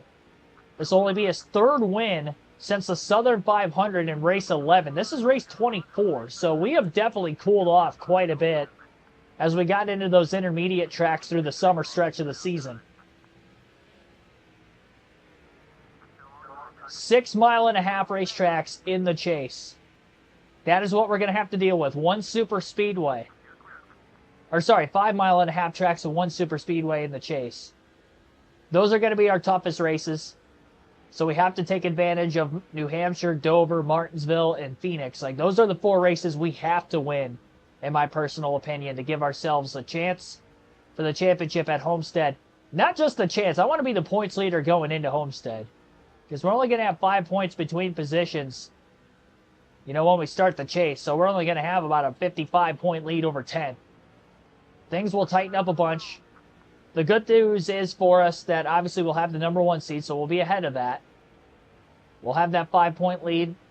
Every point matters. We'll pretty much have the tiebreaker for the most wins.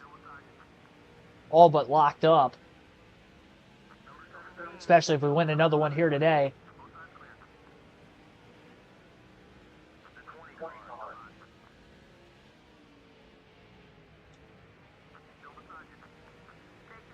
And we start off with 2 racetracks that are very good for us, New Hampshire and Dover. New Hampshire especially. But Dover, we also won and led the most laps at earlier this season. We start off the rip getting 2 wins, 2 max points days those first 2 races. We can build ourselves a 50, 60-point lead to try to sit on. It's not a lot, but it's better than, you know, 5 that we start the chase off with.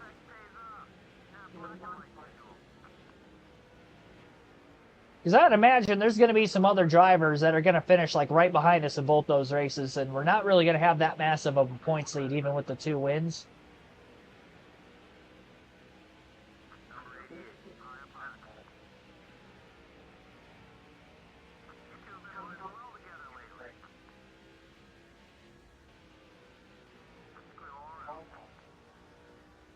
Mahomes ran it in. Dang it. I didn't really see who the guy I'm facing has at quarterback in his fantasy league. I really looked at his team much in general anyway.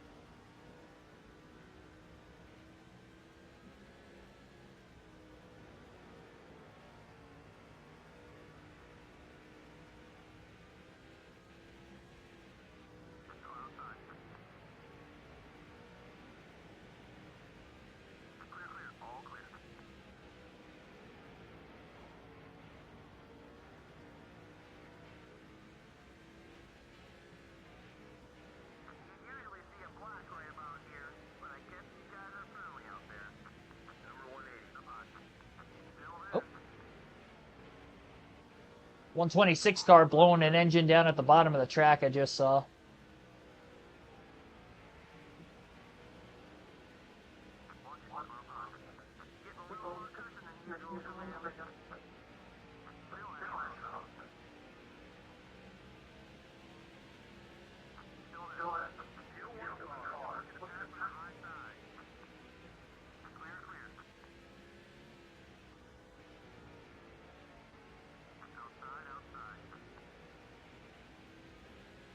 By Mark Martin, Greg Biffle's on the lead lap. Same for Kevin Harvick. So they're both about to go a lap down. Over a 10-second lead for Dave Blaney. Obliterating the field here at Bristol.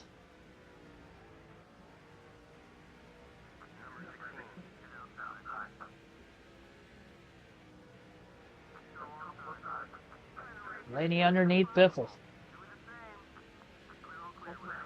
Biffle now going to go a lap down. Still stuck behind Casey Kane, who's already now multiple laps down.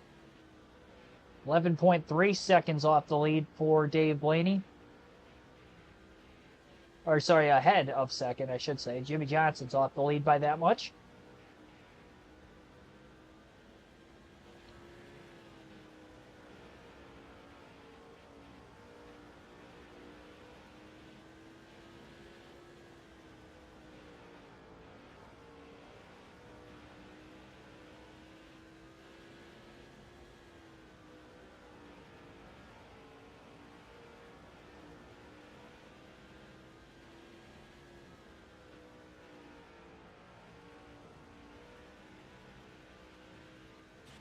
Ah! Yeah, car's driving fine. I just didn't drive it fine. I think took a big hop up off the apron that time. I didn't even have all four down below at that time. I only had the lefts. Felt like it skipped.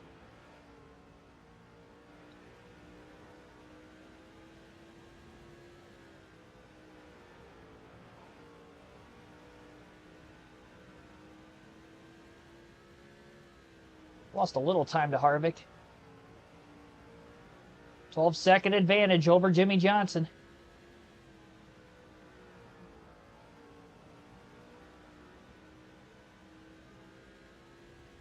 Almost inside the final fuel window to make it to the end.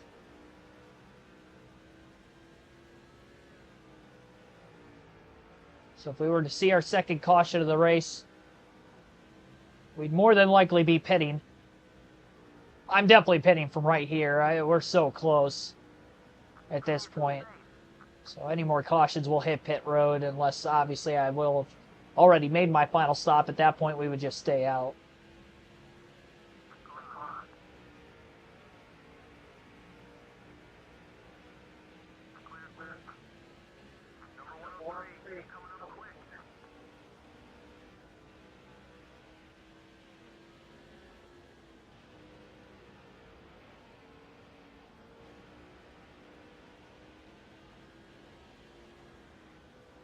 Kevin Harvick desperately trying to hold on to his lap. Blaney's still got to get to the inside of him up off turn 4, taking that low line. Both ends of the track, 3, 4, then in 1 and 2 the next lap. And he's got Harvick cleared down the back straightaway.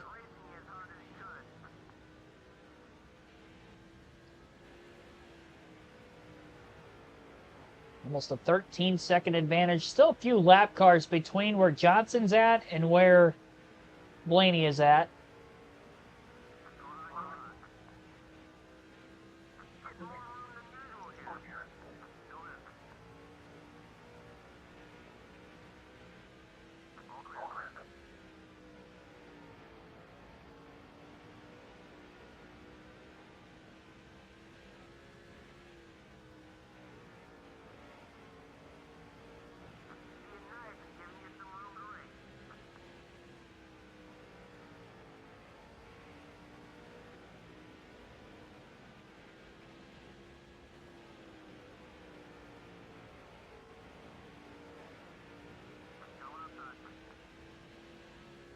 Haven't seen anybody hit pit road yet, but I would imagine sometime soon we're going to start to see the rest of the field pit.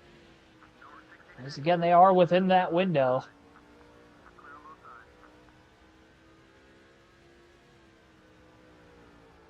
Johnson was the first driver to pit of them last time from second place, so that might be the case again here.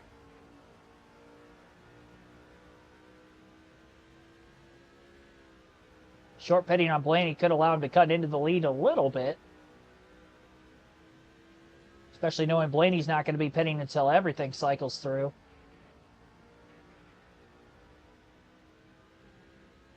I mean, we're really at the point, especially with the lead we have, we can pit whenever we want. We have that freedom.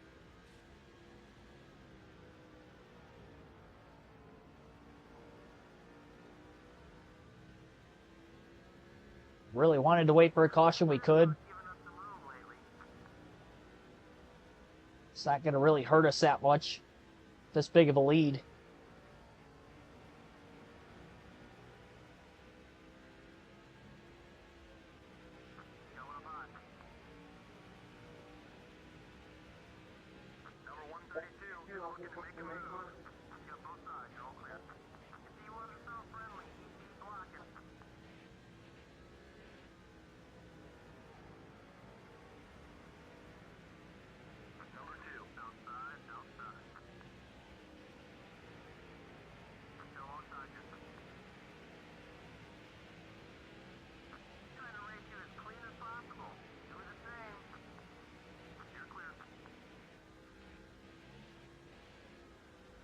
Fourteen and a half seconds over Johnson. Johnson just getting by Kyle Petty. He'll put one more lap car between these two again. Petty will stay wide. Blaney gets underneath him in that next corner through 3 and 4. It's down to a couple car length gap between the 48 and the 22 to try to lap the field.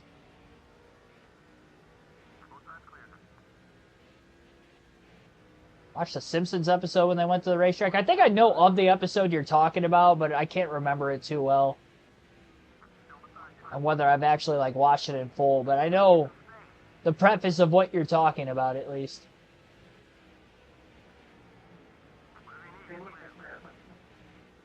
Just lap Jimmy Johnson.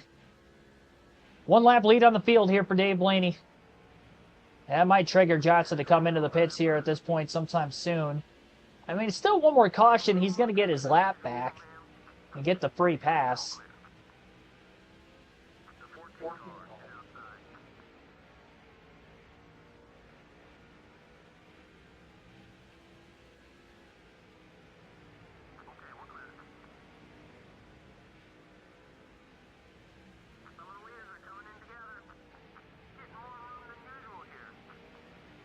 Look, you have to watch out for cars entering and leaving pit road.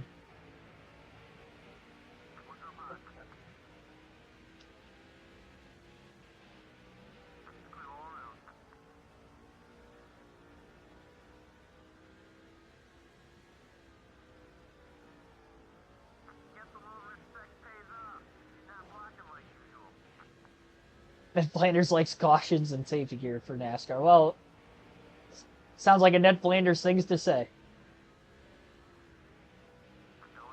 He's always on the safety side of things. He'd probably like red flags, too, to stop the race for cleanup.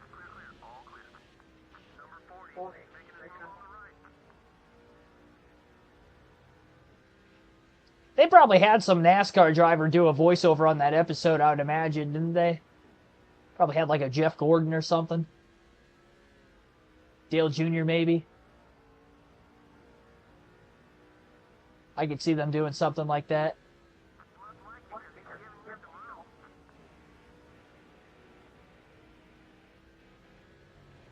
Tell you what, we're not seeing hardly any cautions today.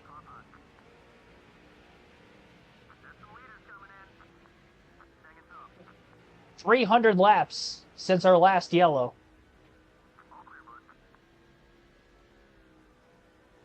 See Jimmy Johnson not that far in front of us. Obviously, he just pitted within the last few laps. Had a 1-lap lead on the field. Still do. It's going to be a 2-lap lead on the field once everything cycles through, which is exactly what it was earlier.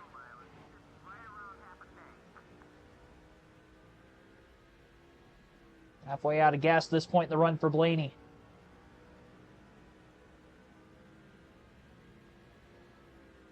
Man, that would have been like the perfect episode to get a voiceover for somebody on it.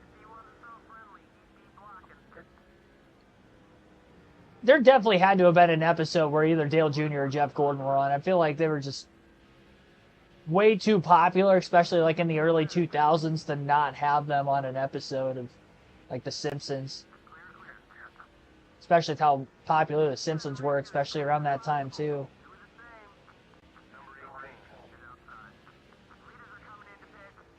That'll be the good Google search of the day. See what NASCAR drivers have appeared on a Simpsons episode.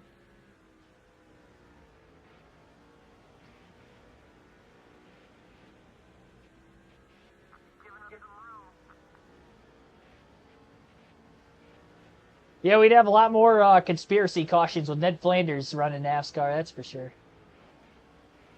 You think NASCAR likes cautions now? Get Ned Flanders in charge? Little does he know he'd actually be causing probably more incidences by doing that.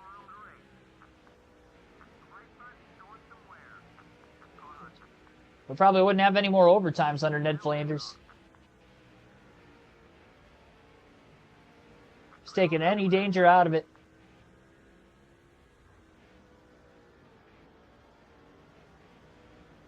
Probably eliminate bump drafting.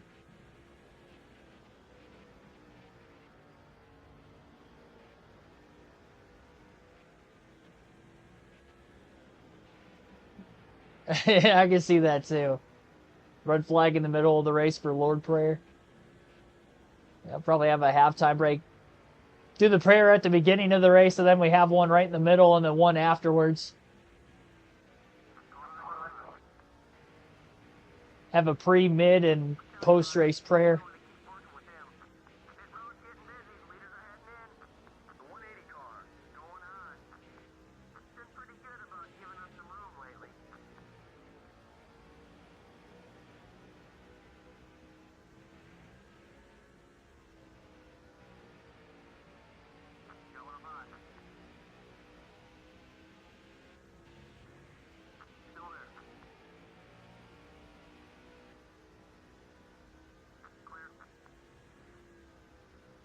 Three-lap lead on the field, actually, now. We had passed Jimmy Johnson a couple laps ago, and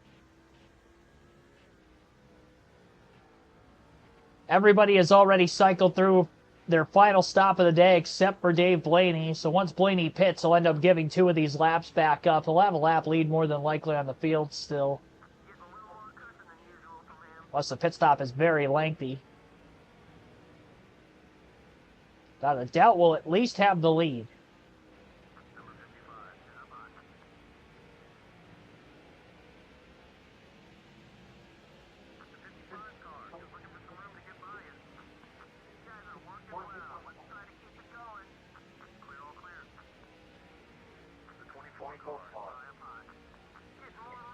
At least Jeff Gordon's not a rival of mine anymore. He had that engine failure at Michigan. We really didn't see him a lot outside of the very beginning of the race. We were drafted behind him to save fuel that first run of the race. And apparently he blew a motor not long before the first caution ended up coming out.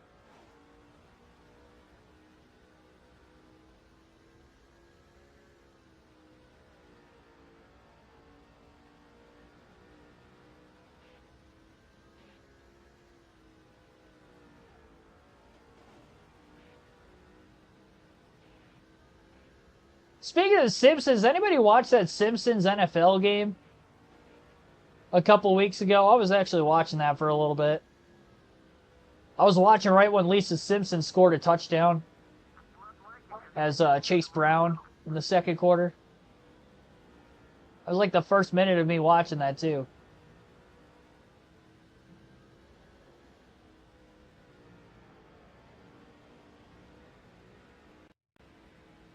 I remember the part watching too where Bart Simpson threw an interception right to Homer. Also, it was the Simpsons game on. I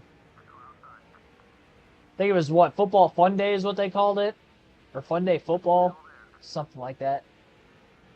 Yeah, it was that Monday night game with the Bengals and the Cowboys a couple weeks ago. But it was like an animated Simpsons game. It's taking place on ESPN Plus, Disney Plus, and all that. I have ESPN Plus through Hulu, so I checked it out for a little bit.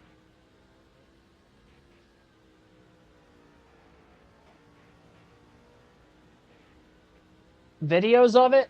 Yeah, there's probably videos you can find on YouTube, I'm sure. They probably got highlights of the game from that specific game itself. Yeah, it was kind of cool, though. It was like live. It was like a live animation of the game. Like, whatever was going on during the game, live time, they had it synced with, like, Simpson characters.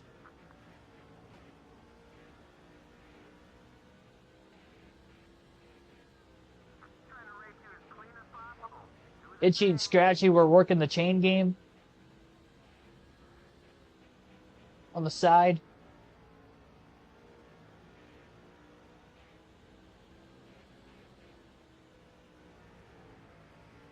They didn't have, like, all Simpsons players on the field at all times. What they would kind of do, they would basically have, like, one on the field. More than likely, they were playing quarterback or something.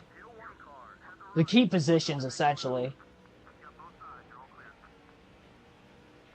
They might throw a homer in at, like, linebacker or something for a player or two. And sub him out for somebody else. It was always somebody's time to shine, basically, at one particular point in the game. And it was Homer Simpson versus Bart Simpson, essentially. I think Homer Simpson was playing as the Cowboys and Bart was playing as the Bengals. So it was, you know, Bengals versus Cowboys, obviously, but whoever they'd end up subbing in on the Cowboys was on Homer's team, so it'd be like a lot of his beer drinking buddies and stuff. Co-workers. A lot of the kids.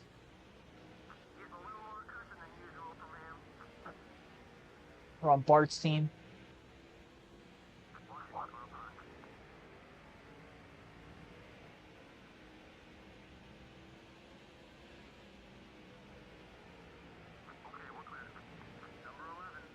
So we could take this down to about lap 450, which would be around 50 laps to go. We cycle off of pit road if we just took this run all the way as far as we could.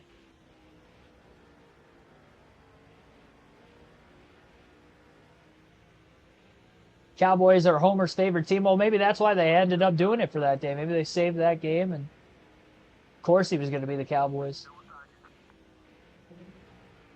Yeah, they had Dan Orlowski. They actually had, like, real commentators commentating the game as this was going on. They had a couple of other people that worked for ESPN that were commentating the game, but I know Dan Orlowski was one of the color commentators.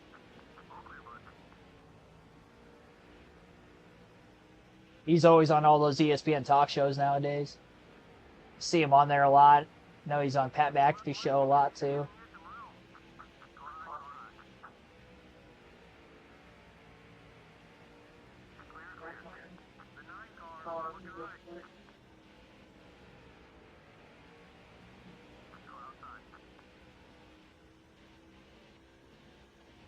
I think it'd be hilarious, though, if, like, my favorite team, if the Packers, for instance, were playing a game like that, and I'm just, like, pulling for, like, Bart the entire time. As if I'm watching Jordan Love at quarterback.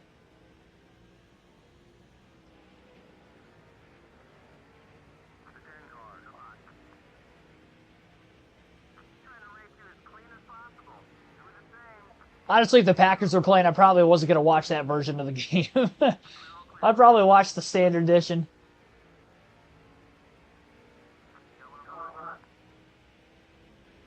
It was a little tricky at times, though, because when they would sub in those Simpson characters, you had to pretty much have a good idea of the roster that the other team had.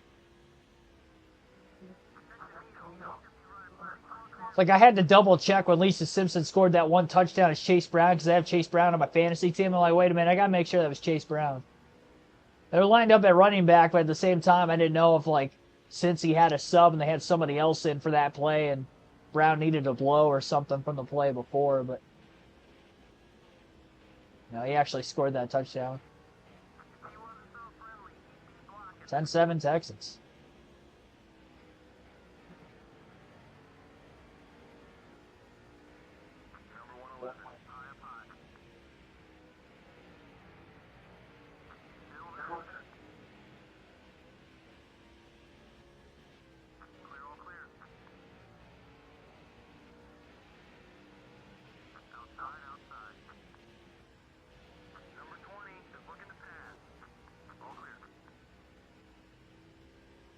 A lot of open traffic around the 22 of Dave Blaney right now.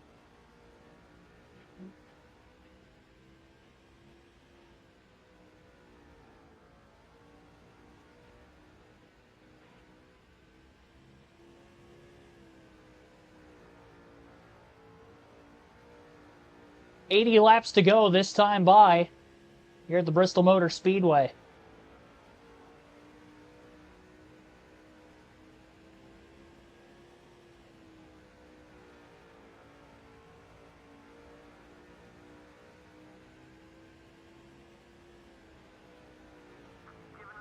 Ever watched Married with Children? Long time ago. See, a lot of these sitcoms, like, I've watched more. I didn't, like, go out of my way to necessarily watch it, but I can remember either my parents or my grandparents watching it a lot. If I was over, you know, at their house eating dinner and, like, Married with Children was on. My grandpa really liked watching that show. He was a big Al Bundy fan. So he probably watched that more. I can remember The Simpsons being on and stuff, too. That was more my dad.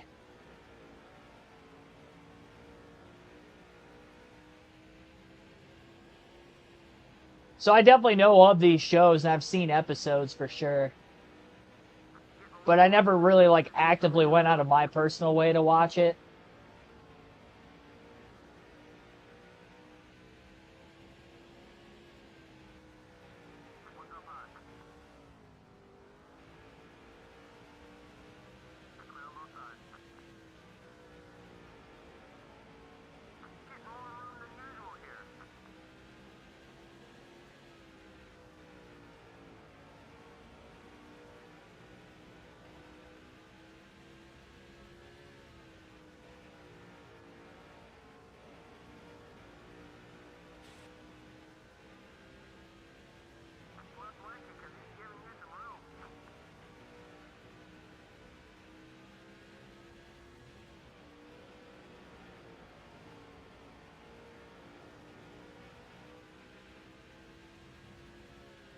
We're just going to short pit and end up coming down onto pit road sometime real soon.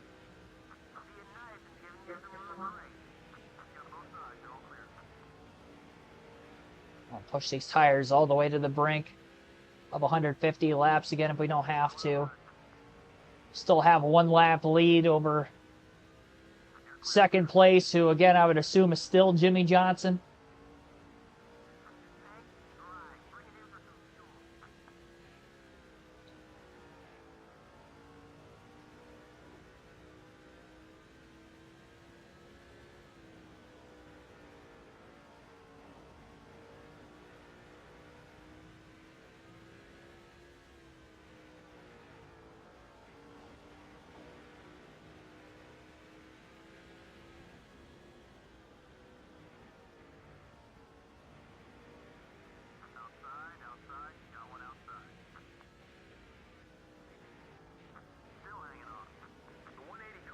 Outside, 68 laps to go. Dave Blaney going to make his final stop of the day at the front stretch here, this time off turn 4. Make the dive down onto pit road in the middle of 3 and 4. That was probably my best pit road entry of the day. 4 tires. Didn't need a full tank of gas, but oh well. Still come out with a 1 lap lead. Things are going good. It's the Good Luck Red Wings jersey. The Good Luck Zetterberg jersey today. That's what it is.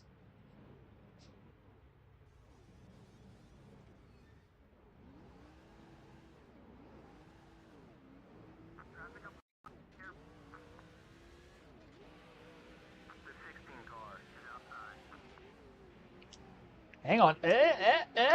Don't wreck. Don't wreck. Don't wreck. Oh, that was a hard hit. I was loose on the apron just trying to get up to speed. Plowed into by Hans Good.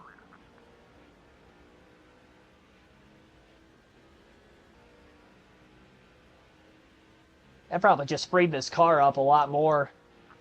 Damage to the back of it.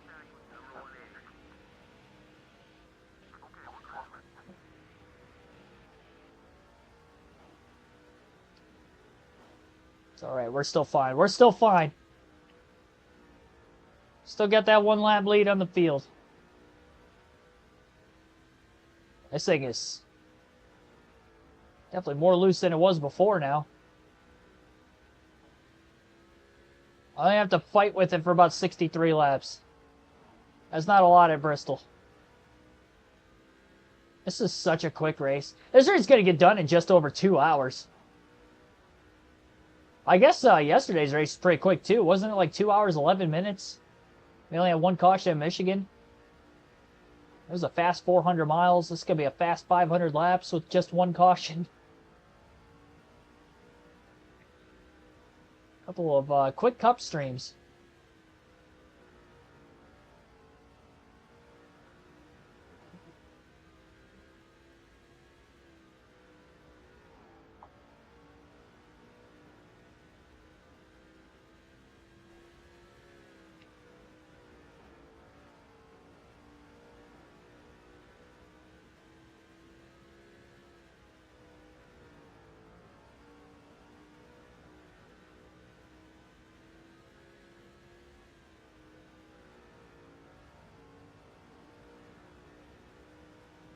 Getting back into a rhythm again. I think I didn't have to really fight through much traffic outside of that 180 car once we kind of got hit from behind there.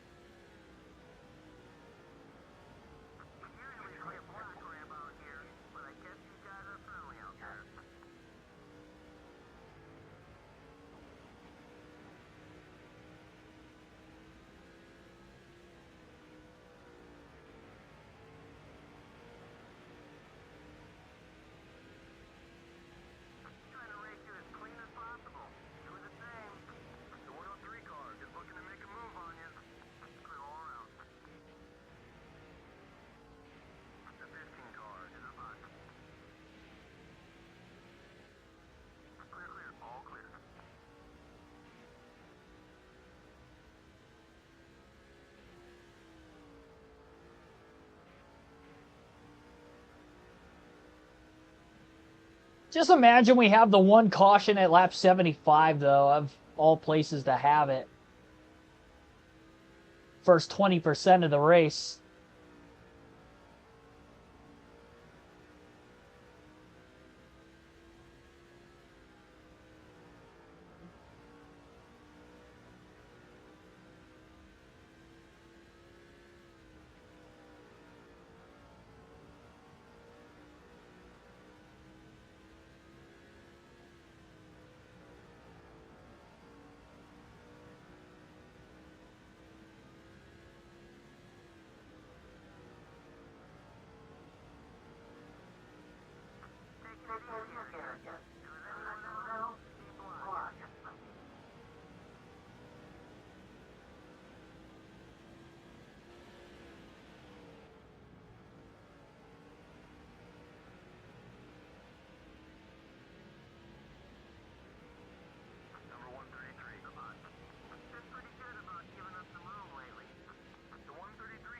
We should lead right around 400 laps today. I would imagine we might barely eclipse the 400 lap lead mark on the race.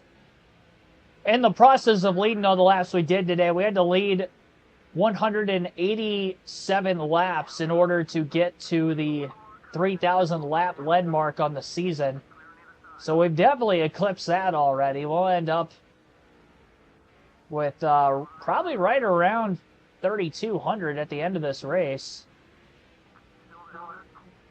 A little over 3,200 laps led on the season.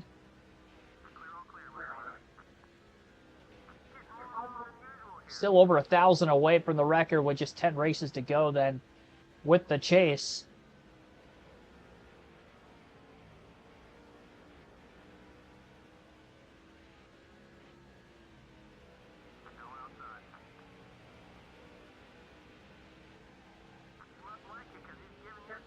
Oh man, way too much of the apron there. I can't grip up down there as well as I was earlier with the damage to the back of the car. It's just too free.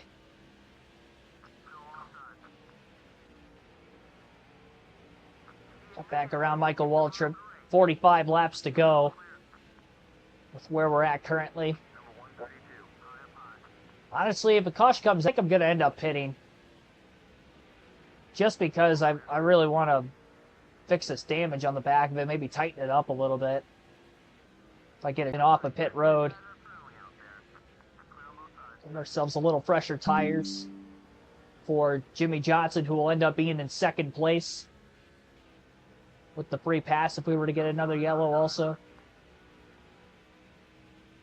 The race wouldn't be done yet. Speed didn't get taken out of it. The handling did. Try to get a little bit more speed out of it back by fixing the handling. We're definitely not going to be pitting under green, that's for sure. 41 laps to go. Not with this big of a lead. No way.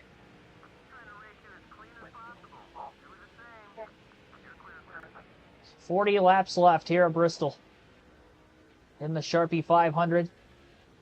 385 laps since the last caution.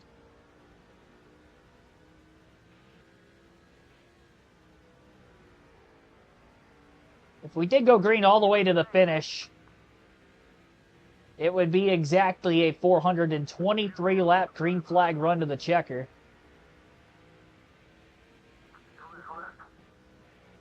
Not only because it's Bristol, but just with how early that first caution came out, you would expect there to be at least a few more the rest of the race. It's going to be back-to-back races with only one caution.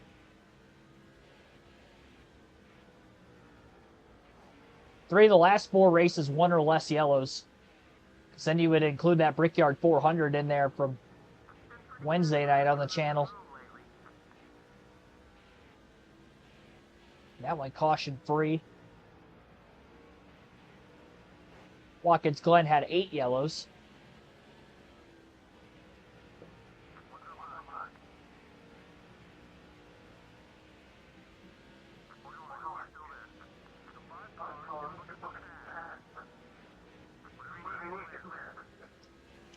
Kevin Harvick about to be 2 laps down at 29 car.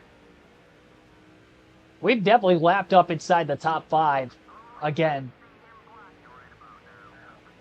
There are drivers that are going to finish inside the top 5 2 laps down.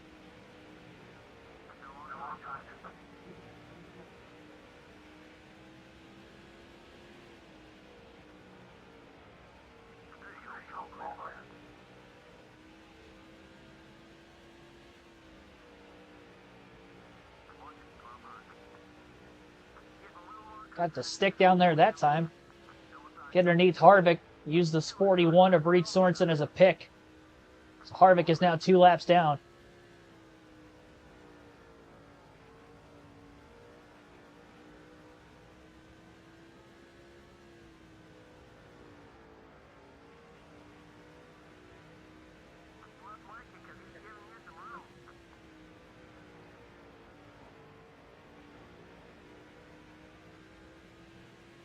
So 14.81, our fastest lap of the race. 30 laps to go. Didn't quite get down into the 14.7s today.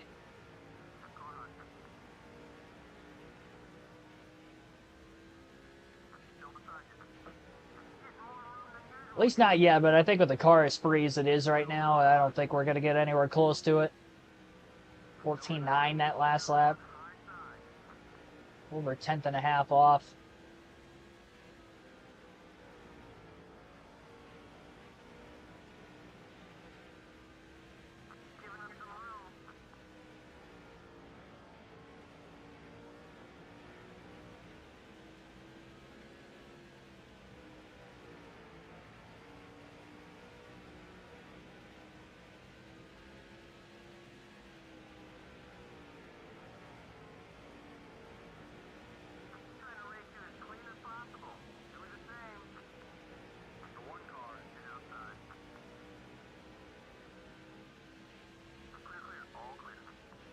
.26 laps left.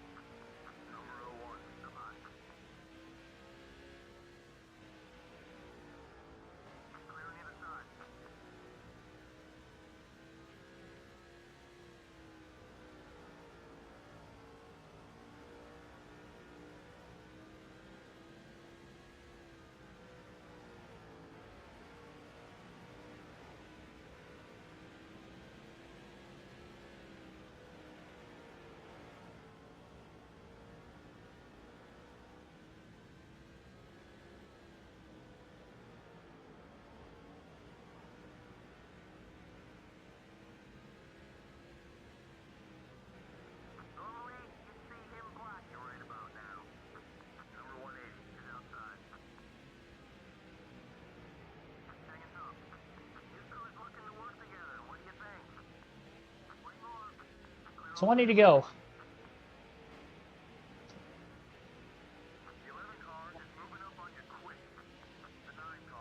This will be the first win in 5 races for Dave Blaney on the season, and it would be a second crown jewel win of the 5 that we've seen this year, matching with the Southern 500.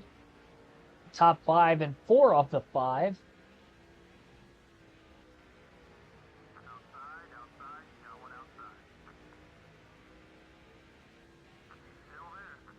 And it will lock him up with the #1 seed for the chase, where he would have had to finish 6th or better today with leading the most laps to get the #1 seed over Greg Biffle. If Biffle were to have won this race, Biffle ran top 5 all day, led some laps early. Was able to get 5 bonus points and at least keep some sort of pressure on Blaney to have to get that really strong run to lock it up here today.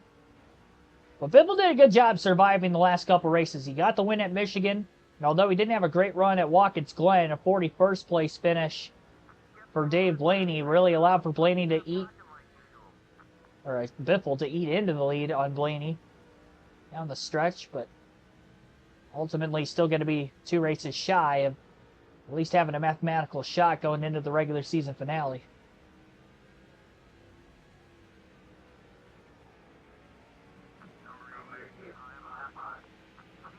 When I'm talking about, so the reason why I kind of talk in third person with this, when I started the channel, I was doing these commentating as if they're real, and now it's kind of a mix of that, and you get my raw emotion of the thing.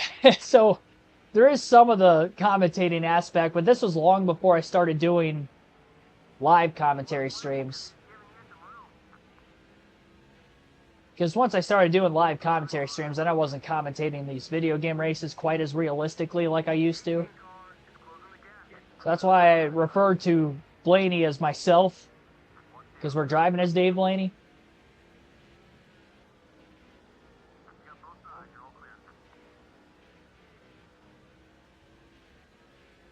$14.10 Chiefs. Yeah, I'll be flipping it back and forth between that and college football all day today.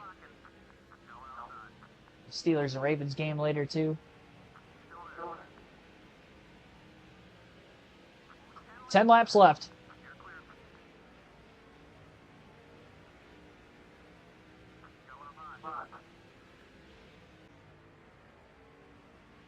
Sadler losing another lap. He's probably potentially, I don't want to say for sure, but he is potentially battling Ryan Newman for a spot here. Maybe trying to hold off Mark Martin as well if they're all on the same lap.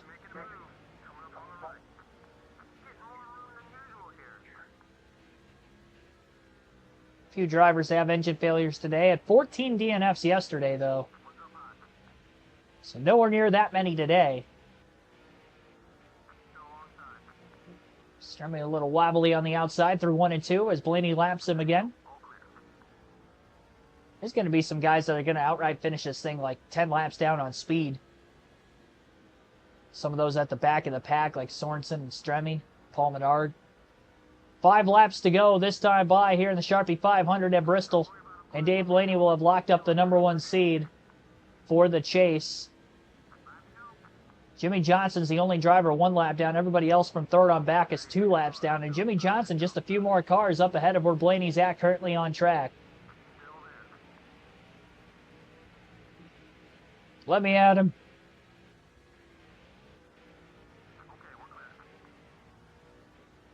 It's hard to lap the field once in a full race and get the win, especially in the Cup Series level. I want to try to do it 2 times in 1 race. 3 to go. I'm pushing. We got fresher tires. We pitted about 50 laps or so after the rest of the field. Really eating away at it. Johnson with the wide entry into turn 3. 2 to go at the line. There we go. We've lapped the field. Most dominant win of the season for Dave Blaney. Needed this momentum after the way the last several races have gone during the week. Labonte going to lose another lap here right at the checker, as well as Kyle Petty. Checkered flag waves, though. Dave Blaney going to get the win here in the Sharpie 500 at Bristol. Let's go. We're just going to do the old Polish victory lap here. The Bristol sweep. Bristol sweep for Dave Blaney.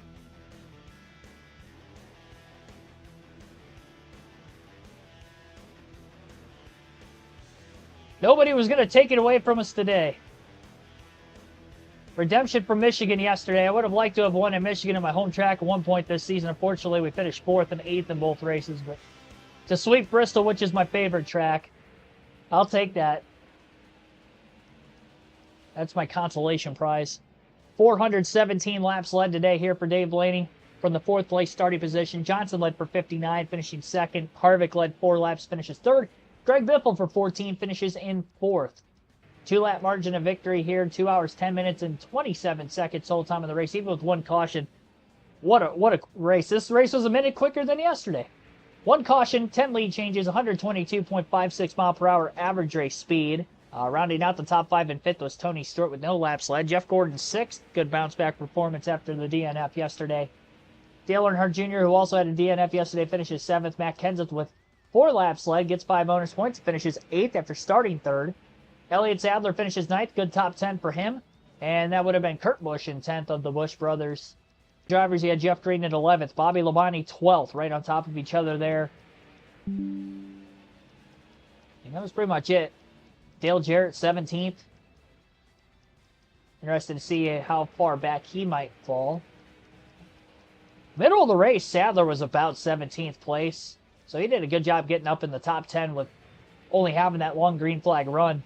Casey Mears, G. Tingen, Jeremy Mayfield were the only drivers of DNF today.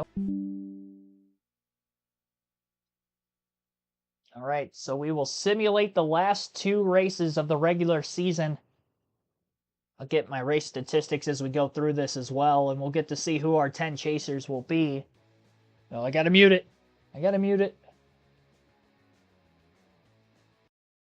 There we go. Okay, let's try that again. Before I simulate, we'll take a look at the point standings following this race and see where everybody shakes up going into the final 2. And then we'll simulate these next 2 races and we'll see who the chasers will be. Again, we locked up the number 1 seed. We had to have a 312-point lead after today's race to clinch 2 races early. 371 over Biffle, despite Biffle getting the top 5. Harvick with the top 5 as well. Gordon again, top 10. Earnhardt, top 10. Newman just outside the top 10, but he's still 6th in points. Tony Stewart had a top 5, finished 5th. Elliott Sadler, 9th. And then Dale Jarrett slips back, finished 17th. He's still 9th in points, but he is falling. Sadler technically passed him, I think. Jarrett was 8th, and then Sadler was 9th, so they swapped spots. And Jarrett is not a lock by any means. Jimmy Johnson, solid run, 2nd, led laps, needed it, stays in 10th over Matt Kenseth. He had just a 1-point cushion. Extends that to 29 points now, with Kenseth also getting 5 bonus points in an 8th place run. Jeff Green and Bobby Labonte just outside the top 10. They're going to lose some ground. Jeff Green was only 4 points back coming into the day. It looks like he is going to be 49 back going into the final 2 races of the regular season. And 59 back was Bobby Labonte coming into the race. And now he is over 100 points behind Jimmy Johnson. So still in it, but he's going to need a miracle these final 2 races. Kurt Busch had a top 10, but mathematically still in it, but probably not for long. All right, so let me, before I forget, get my race statistics in for this one. So you got Dave Blaney, 13th win.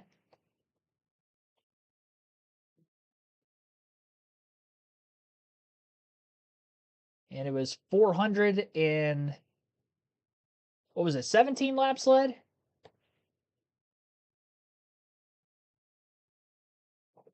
think it was 417. I gotta go back and check just to make sure. I don't want to be wrong, even if it's only by a couple laps. Yeah, 417. I had it right. Okay, so 417 laps led.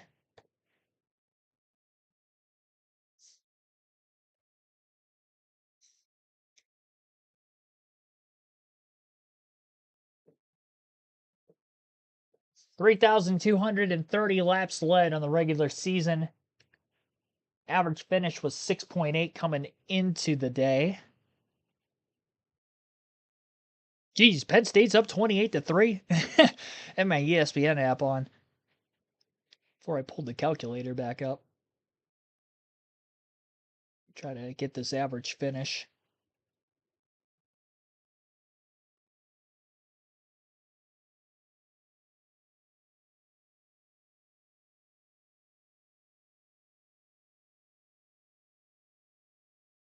.5 average finish. It was a 6.8 coming into the race. With the win, it drops down to a 6.5. So 13 wins, 18 top 5s, and 19 top 10s in the 24 races so far in the season. I'll update the screen to 13 wins for Blaney. We'll see who's going to win these final 2 races. So on to California Speedway, 500-mile, 250-lapper. Jimmy Johnson gets his first win of the season. That's big for him. So Johnson gets his first win.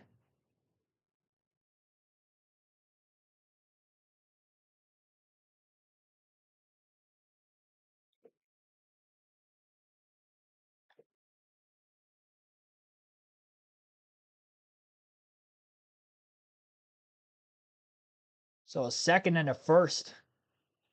He could be getting hot at the right time, too. Not only just to get into the dance, but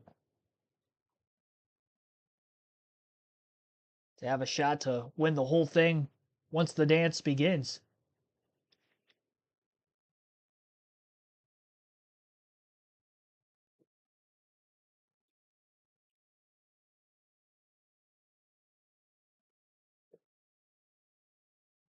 All right, so Jimmy Johnson led 23 laps, got the win. Who led the most then?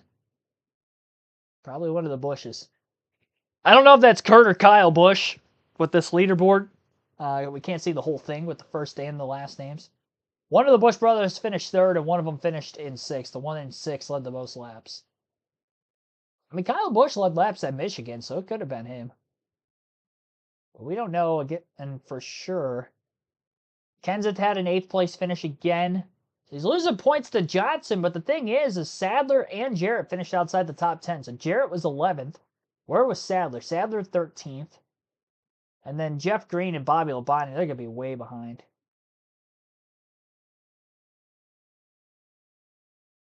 I get credited with any laps? Nope. I wasn't going to count it anyway. Bobby Labonte, 20th. Jeff Green, 25th. Yeah, they didn't need that. See if anybody DNF'd. M. Sparks, Brian Vickers, Ryan Newman DNF'd. 3 of them. 1.8 second margin of victory, 2 hours, 56 minutes. 3 seconds total time in the race. Average race speed, 170.39 miles per hour. Caution free. 24 lead changes. Still not going to add that onto the caution free races either because we didn't actually run the race. They might always be like that. All right, so now let's check the points again.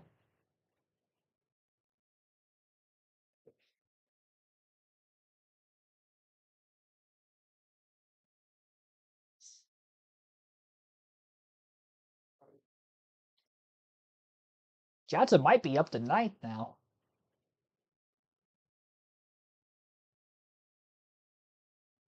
Not quite. He's 5 points out of 9th. Elliott Sadler is only another 8 points ahead of Jarrett. Even Ryan Newman's DNF'd twice now because he DNF'd at Michigan yesterday, and then he just DNF'd at Fontana.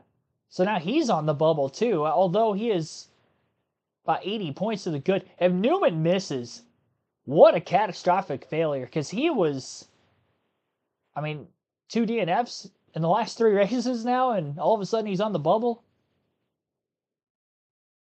Jeff Green, Bobby Labonte fell back quite a bit. Mathematically, they're still within 100 points of Johnson. Johnson didn't have a great finish the last race, I don't think. Or no, he had to win. Oh, I'm doing my math wrong. I thought it was... Yeah, so Labonte's pretty much out of it. He's mathematically out. On the bubble of being mathematically out is Jeff Green. So Jeff Green, Matt Kenseth are the only 2 below the cut line that can actually get their way into the top 10. So we'll see. We'll see. I wonder if Kenseth's going to get in. We're going to see at least 2 former champions out because Kurt Busch He's definitely not going to make it. So 400 lap race at Richmond. And Dale Jarrett gets the win. So Jarrett's definitely in. Ryan Newman bounced back third. He's definitely in. What a win for Dale Jarrett. First win of the season. Is that a max points day too? Yep. That might move him up in the seeding. At least ahead of Sadler. So Dale Jarrett went into that race, maybe not needing the win, but he got it. So we've got 11 different winners on the season now.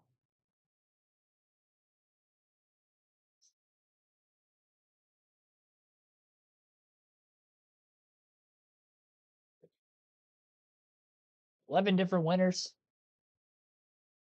So Jeff Gordon second, Ryan Newman third, Busch Brothers fourth, fifth, Greg Biffle sixth. Biffle should still get the 2 seed.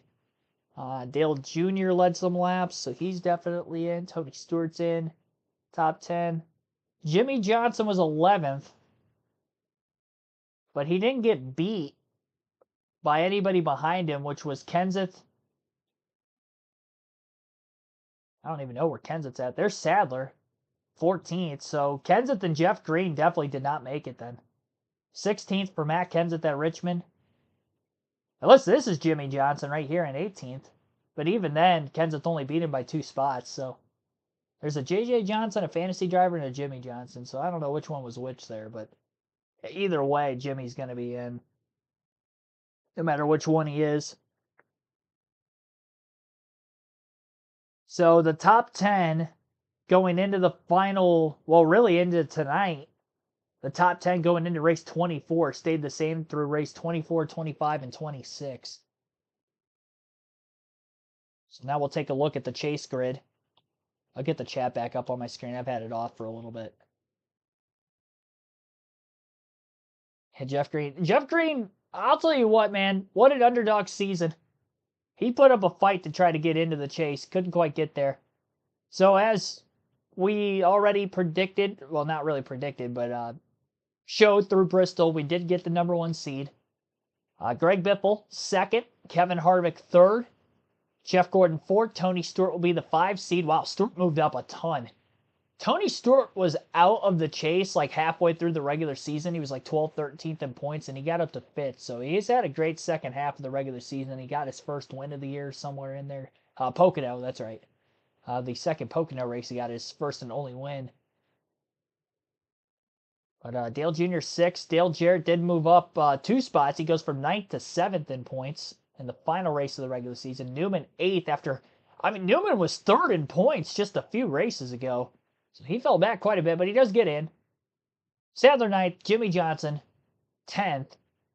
He had a 29-point advantage over Kenseth going into that final race. Johnson 11th, Kenseth 16th, so it probably was over 50, 60 points, the difference between those two for the final spot. Kurt Busch got all the way up to 12th, a couple of top 5s there to finish out. So he actually beat Labonte, and Green fell back to 14th again. So, man, Kurt Busch also, he had 2 engine failures in the last several races. He DNF'd at Michigan with just a few laps to go, which he probably still would have missed even if it wasn't for that DNF. But then the DNF he had, was it Indy? It was either Indy or Watkins Glen. It was one of those two, maybe Pocono. One of those tracks he had a DNF also. Both of them did him in. He did have 1 win on the season, but it was very, very early in the year. I guess it wasn't that early. It was the first Pocono race. It was middle of the season. I thought that could have been the turning point to maybe getting him in, but that wasn't the case. By the way, Bristol, 440 laps led in the first race there this season, 417 in the second. But I had a 2-lap margin to victory the second time. So yeah, there's your chasers. 45 points separating the top 10 in the standings, and we'll begin the chase tomorrow at New Hampshire, noon Eastern time. Dover will be Monday night. Tuesday night, we'll end up, I think Kansas is the 3rd race of the chase. Yeah, Kansas. And then Talladega is going to be day after Christmas, it looks like. So Dega will be the 26th. And we'll go into the new year finishing out the chase. That's how we're going to wrap up 2024 on the channel. It's going to be fun. Got to be on it from the word go. We should dominate tomorrow. Hopefully win at Dover on Monday and set ourselves up. But yeah, that first intermediate track, haven't even raced Kansas all season, so no clue how our car is going to be there, but we'll do our best. We'll do our best. Thanks for watching, everybody. Have a good rest of your Saturday. Enjoy some football going on right now. And I will see you guys back better than ever again tomorrow afternoon. See you next time.